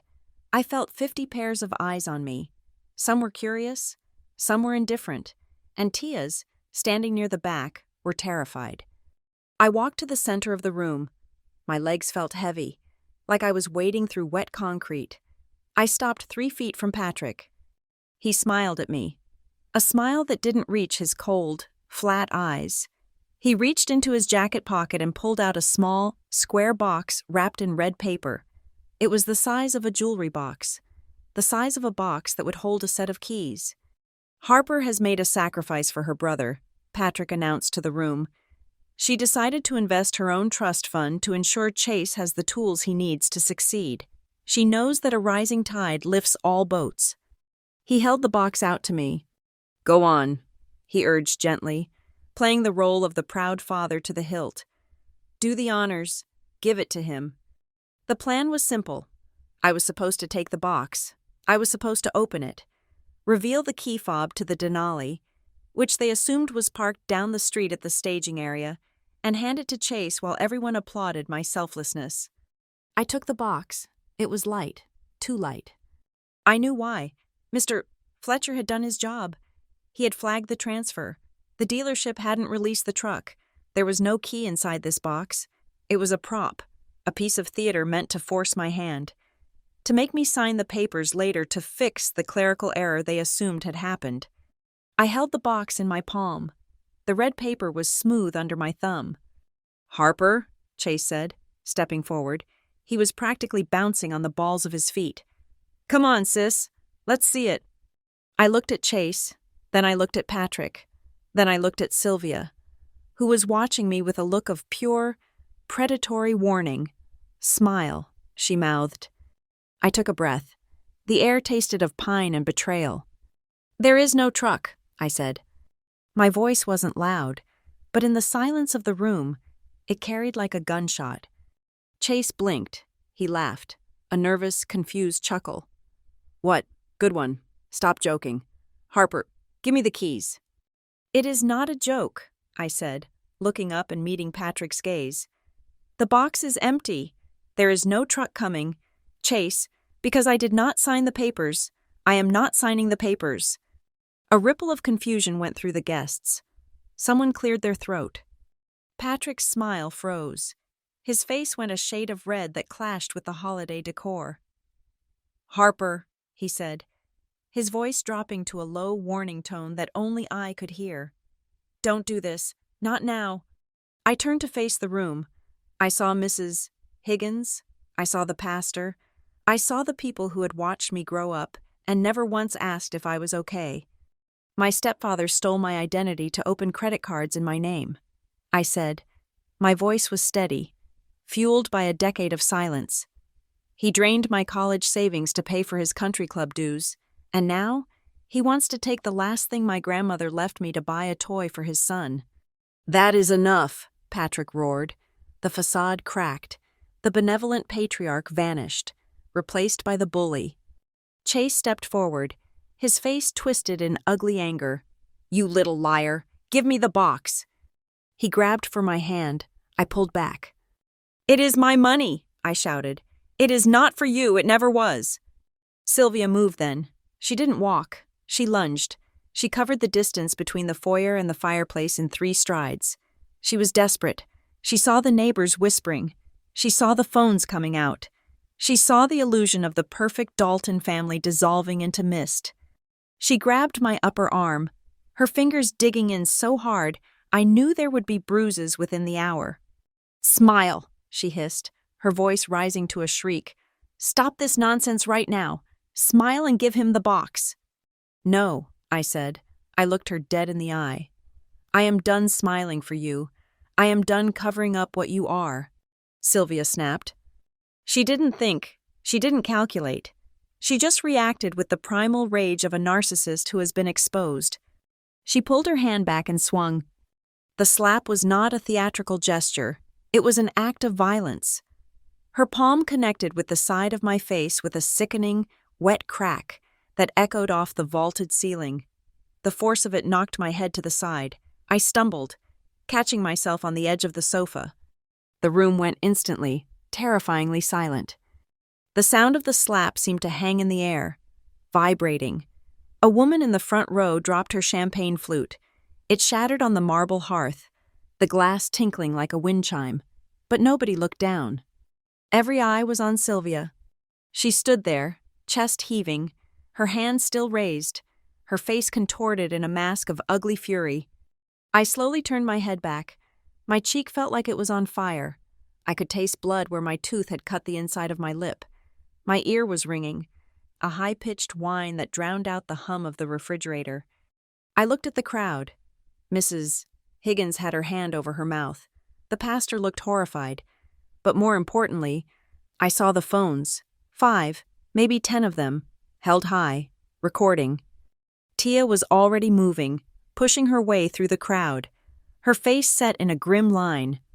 Patrick stepped in front of Sylvia, blocking her from view, trying to salvage the wreckage. He grabbed my shoulder, his grip like a vice. You ungrateful little wretch, he snarled into my ear, too quiet for the phones to pick up, but loud enough for me. You think you won? You think you can humiliate this family in our own house?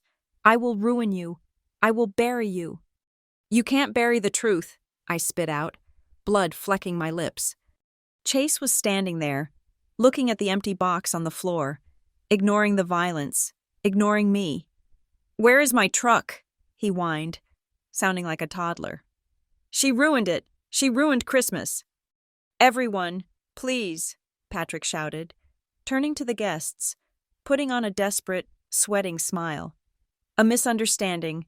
Emotions are high. Harper has been unstable lately. We are handling it. Unstable? I said, wiping my mouth. Is that what you call it when the victim stops cooperating? Shut up, Sylvia screamed from behind Patrick. Just shut up! The tension in the room was a physical weight. It was the moment before an explosion. The violence had happened. The line had been crossed, and there was no going back. The perfect image of Silver Oaks had been shattered by the sound of flesh striking flesh. And then, a new sound cut through the chaos. It was the screech of brakes outside. Heavy, industrial brakes, not a luxury sedan, not a guest. A moment later, a heavy pounding shook the front door. It wasn't a polite knock, it was a delivery summon. Because the door had been left slightly ajar for latecomers, the person didn't wait. A courier walked into the foyer. He was wearing a brown uniform, holding a clipboard and a nondescript, heavy cardboard box taped shut with industrial reinforcements. He looked at the scene, the shattered glass, the crying stepmother, the bleeding girl, the stunned crowd. He didn't care. He had a job to do. "Delivery!" he shouted, his voice booming through the silent house. "I have a package for a Harper Dalton. Priority delivery. No return address." I looked at the box in his arms. It wasn't a gift. It was the bomb Evelyn had promised. Patrick looked at the box, and for the first time in 10 years, I saw true fear in his eyes. He knew, deep down, in the pit of his stomach, he knew that whatever was in that box was more dangerous than any slap. I pulled away from his grip. I stood up straight, despite the ringing in my ear. "That is for me," I said. And I smiled. Not the smile they wanted, but the smile of the executioner. The chaos that erupted in the living room of 27 Cedar Ridge was not the kind of festive noise associated with Christmas morning. It was the sound of a carefully constructed social hierarchy shattering into 1,000 jagged pieces. I was on the floor, my vision swimming. The marble tiles were cold against my cheek, contrasting sharply with the burning heat where Sylvia's hand had connected. I could hear her voice, shrill and frantic, piercing through the ringing in my ears. "She fainted! She just fainted! Too much excitement!" Sylvia was screeching, her voice cracking with desperation. "Someone get some water! She has been anemic for years!" "Don't you dare touch her, Sylvia!" The voice belonged to Mrs. Gable, a registered nurse who lived 3 houses down. She was on her knees beside me in an instant, her hands professional and steady. She wasn't holding a mimosa anymore. She was holding my wrist, checking my pulse. "I saw you hit her," Mrs. Gable said, her voice loud enough to cut through Sylvia's lies. "We all saw you hit her. Back off." "It was a reflex," Sylvia cried, looking around at the circle of horrified faces for an ally. She found none. The pastor was staring at his shoes.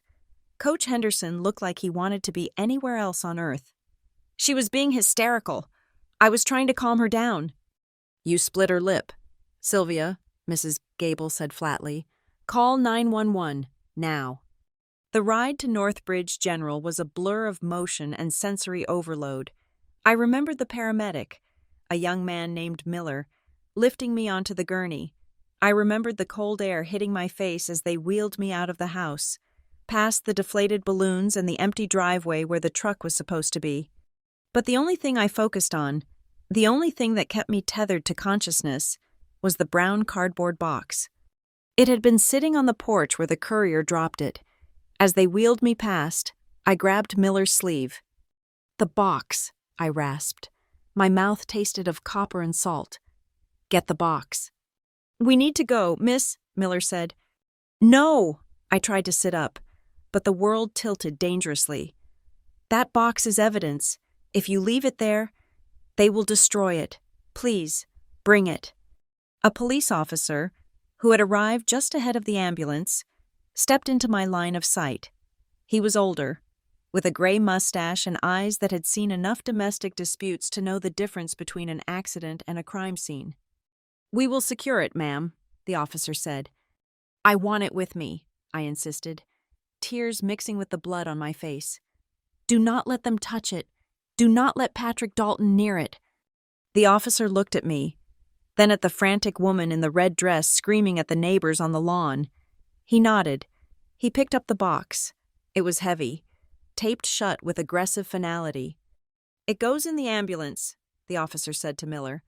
"I will follow you to the hospital." The emergency room at Northbridge General was quiet for a holiday.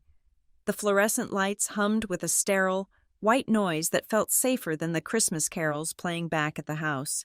I was put in Bay 4, a small curtained area that smelled of rubbing alcohol and latex. The doctor was kind. He shone a light in my eyes, checked my jaw, and ordered a CT scan to rule out a concussion.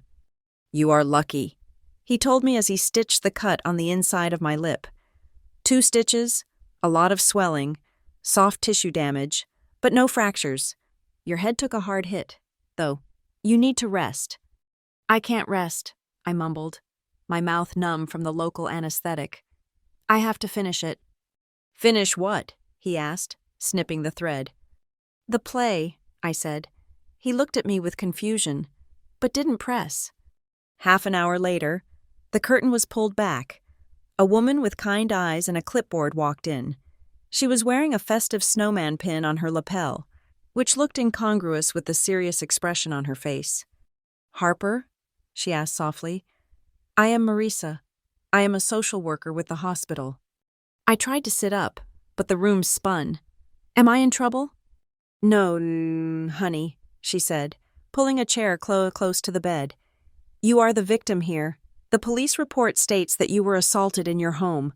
There were witnesses, a lot of them." "My stepmother," I said. "She didn't like my gift." Marisa didn't smile. "We take this very seriously. Given the nature of the assault and the threats reported by the neighbors, we are classifying this as domestic violence.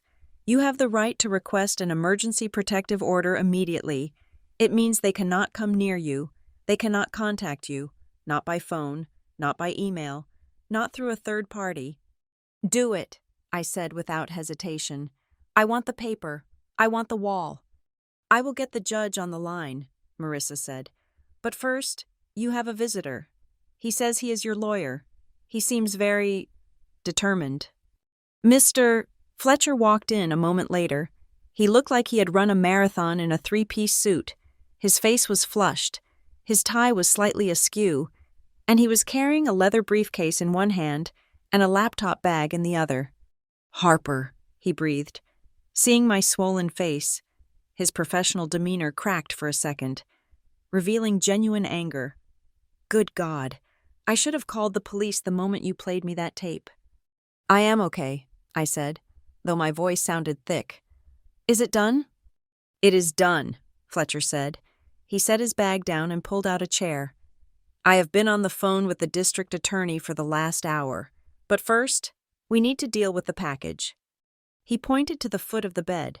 The brown cardboard box was sitting there, guarded by the police officer who had followed the ambulance. "Officer," Fletcher said, turning to the cop, "my name is Samuel Fletcher. I am Ms. Dalton's attorney. That box contains sensitive legal documents that establish the motive for the assault my client sustained. I would like you to open it, so we can enter the contents into the official record immediately." The officer looked at Fletcher, then at me. "You want me to open it?" "Please," I said. The officer produced a pocket knife. He slit the heavy tape. The sound of the tearing adhesive was the most satisfying thing I had heard all day. He opened the flaps. Inside, there was no tissue paper, no bubble wrap, just a thick stack of manila envelopes and a small black USB drive taped to the top. Fletcher reached in and pulled out the first document. It was bound in blue legal backing. "This," Fletcher announced, handing it to the officer, "is the original deed of trust and transfer of ownership for the property located at 27 Cedar Ridge." The officer frowned, looking at the legal jargon. "I don't understand. Who owns the house?" "As of 9 o'clock this morning," Fletcher said, his voice ringing with triumph, "the property is wholly owned by Dalton Willow Holdings, Limited Liability Company, and the sole proprietor of that company is Harper Dalton." I closed my eyes, letting the words wash over me. My house. "My grandmother bought the note," I whispered. "She told me she bought the debt years ago."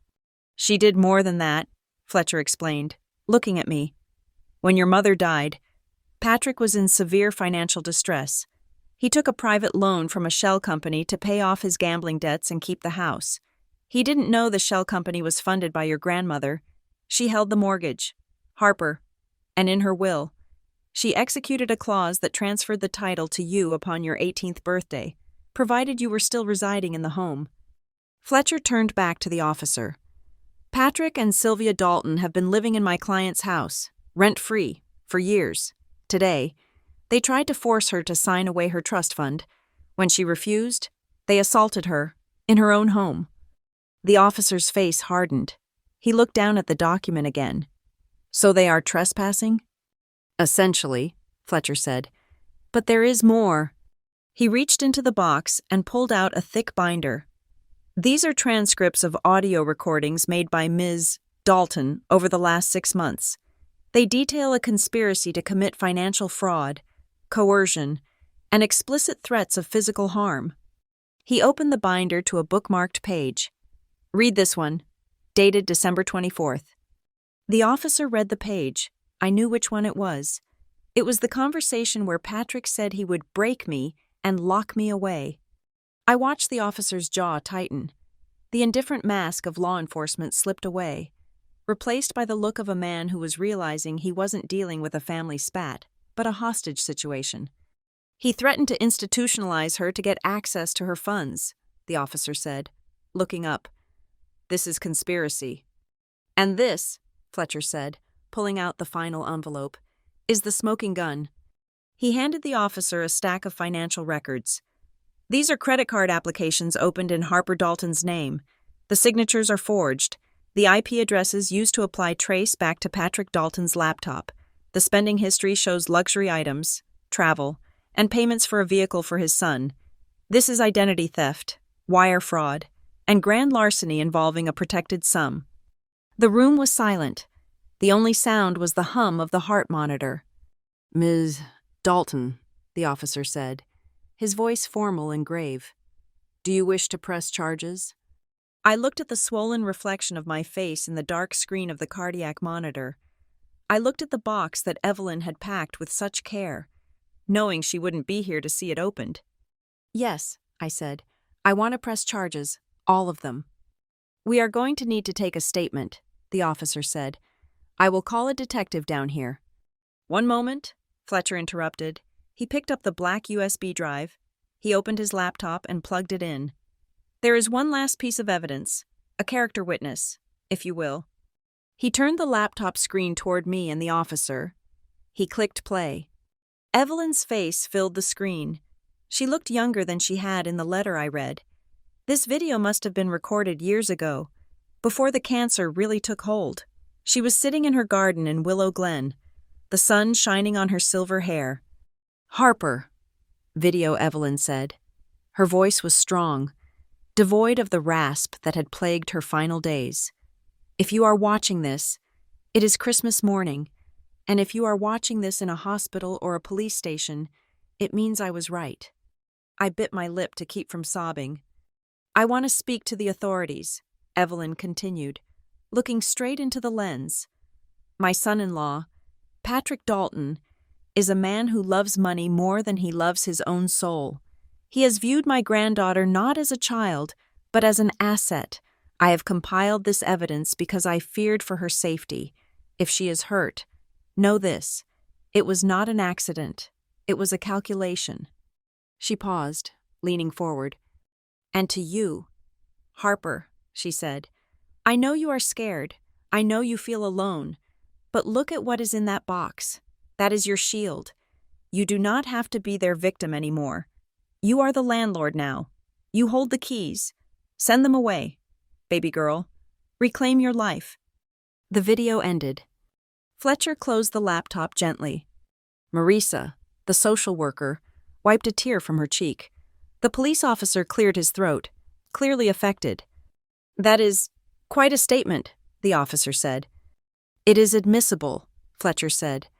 Dying declarations regarding the cause or circumstances of what the declarant believed to be their impending death or threat are powerful. She predicted this. Okay, the officer said, pulling out his radio. I am calling this in. We are upgrading this from a domestic disturbance to aggravated assault and fraud. I need to get units back to the house to secure the suspects before they try to destroy any evidence or flee. They won't flee, I said quietly. They are waiting for me to come back and apologize. The officer looked at me. They are not going to get an apology, Ms. Dalton. They are going to get handcuffs. Fletcher put a hand on my shoulder. You are safe. Harper, the protective order will be signed within the hour. The police are going to Silver Oaks. By the time the sun sets today, the locks on that house will be changed, and Patrick and Sylvia will be in custody. I laid my head back against the pillow. The pain in my jaw was still there, throbbing in time with my heartbeat. But for the first time in 10 years, the heavy, suffocating weight on my chest was gone. I looked at the brown box. It wasn't just paper inside. It was my freedom. Is there anything else you need? Marissa asked. My phone, I said. I need to text someone. She handed me my phone from the bag of my personal effects. I scrolled through the contacts until I found the number I had saved the night before. Tia. I typed a message with shaking fingers. I am safe. They are coming. Thank you. I hit send. Then I looked at Fletcher. Can we go back? I asked. When I am discharged? Can I go back to the house? You don't have to, Fletcher said. We can put you in a hotel, a nice one. No, I said. It is my house. I want to be there when they leave. I want to see them leave. Fletcher studied my face. He saw the steel that Evelyn had known was there all along. Okay, he said. We will get you discharged, and then we will go home. Home. For the first time, the word didn't taste like ash. It tasted like victory. The ink on the emergency protective order was barely dry when my phone began to vibrate against the plastic railing of the hospital bed. It was a relentless, buzzing rhythm that cut through the sterile silence of the recovery room. I picked it up, my hand still trembling slightly from the adrenaline crash, and saw a notification from the one place I had muted years ago, the Silver Oaks Community Facebook group. Usually, the group was a repository for complaints about unauthorized paint colors or dog walkers who didn't curb their pets, but today, it was a broadcast network for my family's destruction. A video had been uploaded 3 minutes ago by Mrs. Gable's teenage son. The caption read simply, "Cops at the Daltons, Christmas is canceled." I pressed play. On the small screen, I saw the familiar facade of 27 Cedar Ridge, but instead of the festive brunch atmosphere Patrick had curated so carefully, the driveway was dominated by 2 black and white police cruisers and an unmarked sedan that screamed detective. Blue and red lights reflected off the snow, turning the perfectly manicured lawn into a disco of emergency signals. This is happening, I whispered to the empty room. It is actually happening. In the video, I could see Sylvia on the front porch.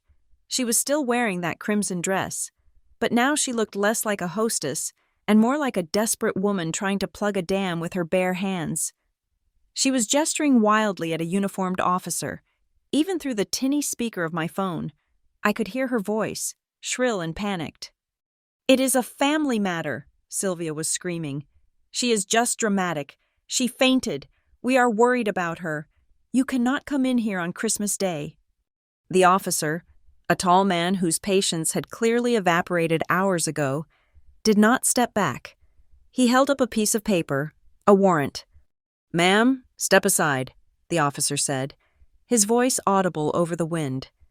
"We have a warrant to search the premises for evidence of financial fraud and aggravated domestic assault. Step aside or you will be detained for obstruction." Then, the camera panned to the left. Tia, my neighbor from House 23, was standing by the hedge. She wasn't holding a wine glass. She was holding her badge. She was speaking to a second officer. Her posture rigid and professional. I couldn't hear what she was saying, but I saw her point to the patio where I had fallen. She pointed to Sylvia, and then she mimed a striking motion. Tia was testifying. She was dismantling the hysterical daughter narrative brick by brick.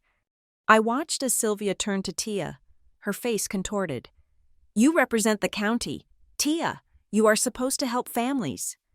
"I am helping the victim," I heard Tia shout back, her voice clear and uncompromising. "I saw you hit her, Sylvia, and I heard the threats. It is over." The video cut out. I lowered the phone, letting out a breath I didn't realize I'd been holding. Beside me, Mr. Fletcher was typing furiously on his laptop. He looked up, a grim satisfaction in his eyes. "The search warrant was executed 5 minutes ago," he said. "The Financial Crimes Unit is on site. They are not just looking for the trust documents. Harper, they are looking for everything. The credit cards, the loan applications, the tax filings." Patrick tried to refuse them entry to his study. He claimed attorney-client privilege over his personal files. "Does he have it?" I asked, adjusting the ice pack on my jaw. "Not when the files are suspected to contain evidence of active fraud committed against a member of the household," Fletcher said. "The privilege is pierced. They are seizing his laptop as we speak." I imagined Patrick in that study. That room had been his sanctuary, the place where he played the role of the master of the universe. Now, strangers were rifling through his drawers, touching his things, exposing the rot underneath the mahogany. "What about Chase?" I asked. Fletcher checked his phone. "Ah, yes, my contact at the bank just texted. Apparently, young Chase attempted to call the dealership to demand they deliver the truck anyway. He claimed there was a wire transfer error." "Let me guess," I said. "It didn't work." The dealership informed him that the financing, which was secured against the Dalton Willow Holdings Company assets, has been flagged as fraudulent and canceled, Fletcher said. "And since the down payment check from your trust account was stopped by me this morning, there is no money." Chase started screaming at the finance manager. He used some choice words. The dealership has now blacklisted him. I felt a strange sensation in my chest. It wasn't happiness, exactly. It was the feeling of gravity finally working the way it was supposed to. For 10 years, Chase had floated above the rules. Now, he was hitting the ground. My phone pinged again. This time, it was an email. The subject line made me sit up straighter. "Urgent. Personnel support. Bright Harbor Analytics." I opened it. It was from the head of Human Resources. "Dear Harper, we have been made aware of a video circulating on social media regarding an incident at your residence involving local law enforcement. We understand this is a personal matter, but please know that Bright Harbor stands by its employees. We have reviewed the footage of the altercation that is publicly available. We are placing you on paid administrative leave for the next 30 days to allow you to handle your legal and medical needs. Furthermore, our corporate legal counsel has been authorized to provide you with any auxiliary support you might need regarding the identity theft issues you previously flagged to our internal security team. You are a valued member of our team. Stay safe." I stared at the screen. Patrick had always told me that the corporate world was cold and unfeeling, that family was the only thing that mattered. Yet here was a corporation offering me a lifeline, while my family had offered me a concussion. "My job is safe," I told Fletcher. "They are giving me paid leave." "Good," Fletcher said. "You will need the time, because we are about to drop the final hammer." He turned his laptop screen toward me. It showed a document with a digital seal from the county clerk's office. "This," Fletcher said, "is the motion for immediate possession, based on the deed transfer your grandmother set up, and the evidence of violence in the home. I have successfully argued that your safety cannot be guaranteed if Patrick and Sylvia remain on the premises. Since you are the legal owner of 27 Cedar Ridge, and they have no lease agreement, they are essentially guests who have worn out their welcome." "You are evicting them?" I asked. "On Christmas?" "I am petitioning for their removal," Fletcher corrected. "The police on the scene have just been digitally served with the updated property records. They are informing Patrick right now." I closed my eyes and tried to picture it. I wanted to see it. Back at Silver Oaks, the scene was shifting from chaos to catastrophe. According to a text I received moments later from Tia, the police had moved everyone out of the living room and into the kitchen. The guests, the pastor, the coach, the neighbors, had been asked to leave. They filed out in stunned silence, clutching their coats, avoiding eye contact with the police cars. The audience had been dismissed, but the show was far from over. Inside the kitchen, Patrick was standing by the island, his face a mask of red fury. He was shouting at the detective who was bagging his laptop. "This is harassment," Patrick yelled. I am a respected member of this community. You cannot just take my property based on the word of a confused teenager." "We are taking it based on the evidence, Mr. Dalton," the detective replied calmly. "We found 3 credit cards in your desk drawer with Harper Dalton's name on them. Unless you can produce a power of attorney signed by her, which her lawyer says does not exist, that is possession of stolen financial instruments." "She gave them to me," Sylvia interjected. "She was sitting on a bar stool, weeping into a napkin. She asked us to manage her money. She is lying." "We will let the forensic team decide that," the detective said. Then, a patrol officer walked in, holding a tablet. He approached the detective and whispered something, showing him the screen. The detective's eyebrows went up. He looked at Patrick, then at Sylvia, with a new expression. It wasn't just suspicion anymore. It was pity. "Mr. and Mrs. Dalton," the detective said, "I have just received an update from the county regarding the status of this residence." "What about my house?" Patrick snapped. "Get out of my house." "That is the thing," the detective said. "It is not your house." Patrick froze. "Excuse me?" "According to the deed transfer executed this morning by the executor of the Evelyn Dalton Trust, the title for 27 Cedar Ridge has been transferred to Dalton Willow Holdings. The sole proprietor is Ms. Harper Dalton." The silence that followed was absolute. The hum of the refrigerator seemed to roar. "That is impossible," Sylvia whispered. She stopped crying instantly. "That old hag, she couldn't—" "It is legal, and it is immediate," the detective continued. "Furthermore, Ms. Dalton's attorney has filed for an emergency protective order, which has just been signed by the on-call judge. The order bars both of you from coming within 500 feet of Ms. Dalton or her residence." Chase, who had been sulking in the corner, looked up. "So? She's at the hospital. We are here." "The residence is here, son," the detective said, gesturing to the granite countertops. "This is her residence. You are currently trespassing on her property." "This is my house," Patrick roared, slamming his hand on the counter. "I paid the mortgage. I paid the taxes." "Actually," the detective said, checking the notes on the tablet, "the records show the mortgage note was purchased by the trust 4 years ago. You haven't paid a dime in principal. You have been living here on the grace of the trust, and that grace just ran out." He stepped closer to Patrick. "You have 2 choices. Mr. Dalton, you can pack a bag with essential personal items, clothes, toiletries, medication, and vacate the premises voluntarily within the next 30 minutes, or we can arrest you for criminal trespassing and violation of a protective order right now, and you can leave in handcuffs." Patrick stared at the officer. For the first time in his life, he had no retort. He had no spin. He had no leverage. He looked at Sylvia. Sylvia looked like she had been slapped. Her eyes darted around the kitchen, looking at the high-end appliances, the custom cabinetry, the life she had built on a foundation of sand. She realized, in that terrifying moment, that she wasn't the queen of the castle. She was a squatter. "My clothes," Sylvia gasped, her voice trembling. "My furs, my jewelry." "Essentials only, ma'am," the officer said. "Everything else stays until a civil court decides ownership. If you try to remove assets of value, it will be considered theft from the estate." Chase stood up, his face pale. "Where are we supposed to go? It is Christmas."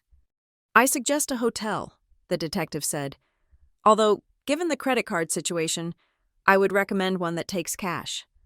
Back in the hospital room, my phone buzzed with a final text from Tia. "They are packing. Police are supervising. Patrick looks like a ghost. Sylvia is hyperventilating. Chase is crying. They have 20 minutes. I looked at Fletcher. A single tear leaked out of my eye and ran down my bruised cheek. It wasn't a tear of sadness. It was a tear of release. "They are leaving," I said. "They are actually leaving." "They are," Fletcher said, closing his laptop. "And when you go back there, Harper, you won't be entering through the side door. You will be walking through the front door because you own the keys." I thought about the house.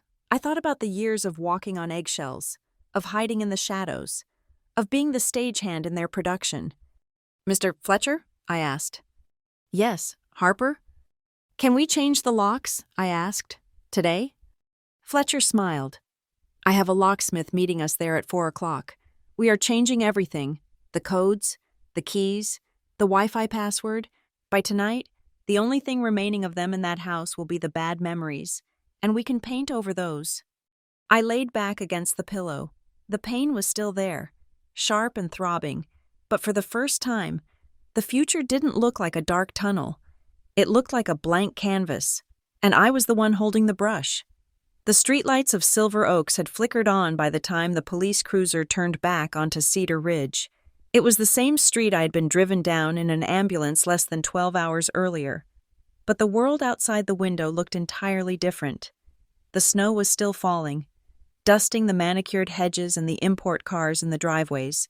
But the suffocating weight that usually pressed down on my chest when I approached number 27 was gone. My jaw throbbed, with a dull, rhythmic ache under the bandage. My lip was swollen, making it difficult to speak without a slight lisp. But as I stepped out of the car, flanked by Mr. Fletcher and 2 officers, I did not feel like a victim. I felt like a judge arriving to deliver a verdict. The house was ablaze with light, the Christmas tree in the window, the 12-foot monster I had decorated by myself, twinkled with mocking cheer. But the driveway was different. The police presence from earlier had thinned out, leaving just a patrol unit to supervise, but the atmosphere was heavy with the scent of ruin. "Ready?" Fletcher asked, adjusting his glasses. He was holding a thick file folder. "I am ready," I said. I walked up the front path. My back was straight. My head was held high. Despite the pain, I held the copy of the emergency protective order and the deed of transfer in my hand like a shield. We walked through the front door. The locksmith Fletcher had hired was already there, working on the side entrance, the sound of a drill cutting through the tension. Inside, the living room was a scene of devastation, not physical devastation. The furniture was still in place, the garlands still hung on the banister, but emotional wreckage. Sylvia was sitting on the edge of the white sofa, surrounded by open suitcases. She was no longer the queen in the red dress. She looked shrunken, her makeup smeared, her eyes wild and red-rimmed. Patrick was pacing by the fireplace, a glass of scotch in his hand, looking like a caged animal. Chase was slumped in the armchair, scrolling frantically on his phone, his face pale. When I walked in, the air left the room. Sylvia looked up. For a second, I saw the old flash of anger, the instinct to yell at me for tracking snow onto her hardwood floors. But then she saw the bandage on my face. She saw the police officer standing behind me, and she remembered that she didn't own the floors anymore. She stood up, her movements jerky and uncoordinated. "Harper," she rasped. Her voice was gone, likely from hours of screaming at the police. "Harper, look at this. Look at what is happening." "I see it," I said calmly. She rushed forward, stopping only when the officer stepped between us. "You cannot do this to your mother," she cried, tears spilling over her cheeks. "I raised you. For 10 years. I washed your clothes. I fed you. I gave you a home when your mother died. Is this how you repay me? By throwing us on the street on Christmas?" I looked at her. I really looked at her. I saw the fear. Yes, but underneath it, I still saw the entitlement. She didn't see me as a person she had hurt. She saw me as an appliance that had malfunctioned. "You didn't raise a daughter. Sylvia," I said, my voice steady and cold. "You raised a servant. You raised a punching bag. You raised a prop for your holiday photos. A mother does not steal her child's college fund. A mother does not slap her child because she refuses to lie for her." "I was stressed," Sylvia wailed. "It was a mistake." "It was a felony," I corrected. Patrick stopped pacing. He set his glass down on the mantelpiece with a heavy thud. He tried to compose himself, pulling on the tatters of his patriarch persona. He walked toward me, keeping his hands visible, playing the reasonable man for the benefit of the police. "Harper," he said, his voice low and serious. "Let's take a breath. Things have gotten out of hand. You have made your point. You have embarrassed us in front of the neighbors. You have the police here. Fine. You won the round. He gestured around the room. But you are pushing this too far. You are destroying this family over a misunderstanding. Think about the long term. You need us. You are 18. You don't know how to manage a property like this. You don't know the world. You are driving us to the edge of a cliff. What do you want? Is it the money? We can work out a payment plan for the trust. Is it an apology? Fine. We are sorry. But stop this insanity before you ruin everything. I looked at him, the man who had signed my name to credit card applications, the man who had looked me in the eye and told me I was a bad investment. I am not ruining anything, Patrick, I said. I am just fixing the accounting. You are being a brat, he snapped, his control slipping. You are vindictive. You are imagining threats that never happened to justify your tantrums. Imagining? I asked. I pulled my phone from my pocket. I tapped the screen. I turned the volume all the way up. The sound of his voice filled the room, tinny but unmistakable. It was the recording from Christmas Eve. If she does not sign by Christmas, we will have to break her. We will cut her off. No food, no internet. Lock her in that room until she understands who feeds her.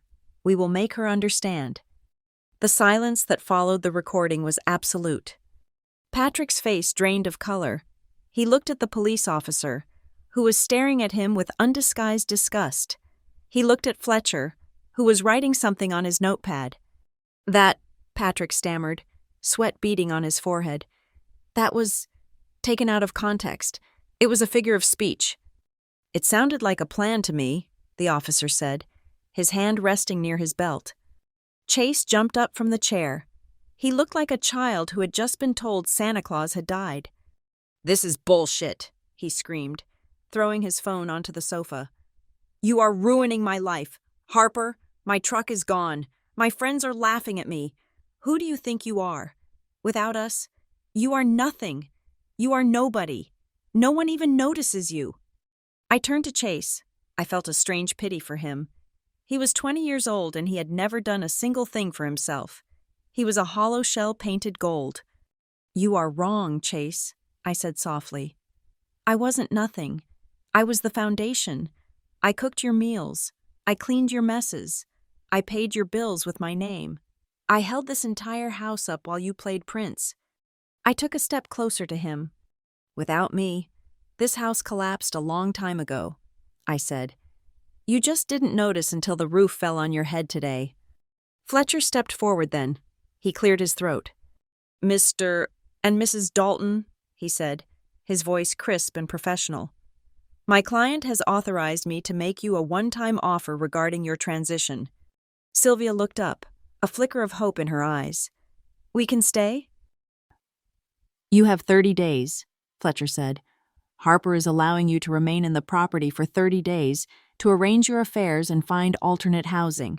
Consider it a grace period. You will be classified as guests. You will pay no rent. However, you will have no access to the master suite, which will be locked. You will have no access to any financial documents. And if there is a single instance of hostility, a raised voice, a threat, a text message, the police will be called. The grace period will be revoked, and you will be removed immediately. 30 days? Patrick whispered. We can't find a house in Silver Oaks in 30 days. Not with the accounts frozen. Then I suggest you look elsewhere, Fletcher said cold. Because on day 31, this property will be listed for sale. The proceeds will go into a new trust for Harper, and a portion will be donated to the Evelyn Dalton Foundation for victims of domestic abuse. Patrick flinched as if he had been struck. The irony hit him hard. His family legacy would be sold to fund the very thing he had tried to hide. Sylvia let out a sob.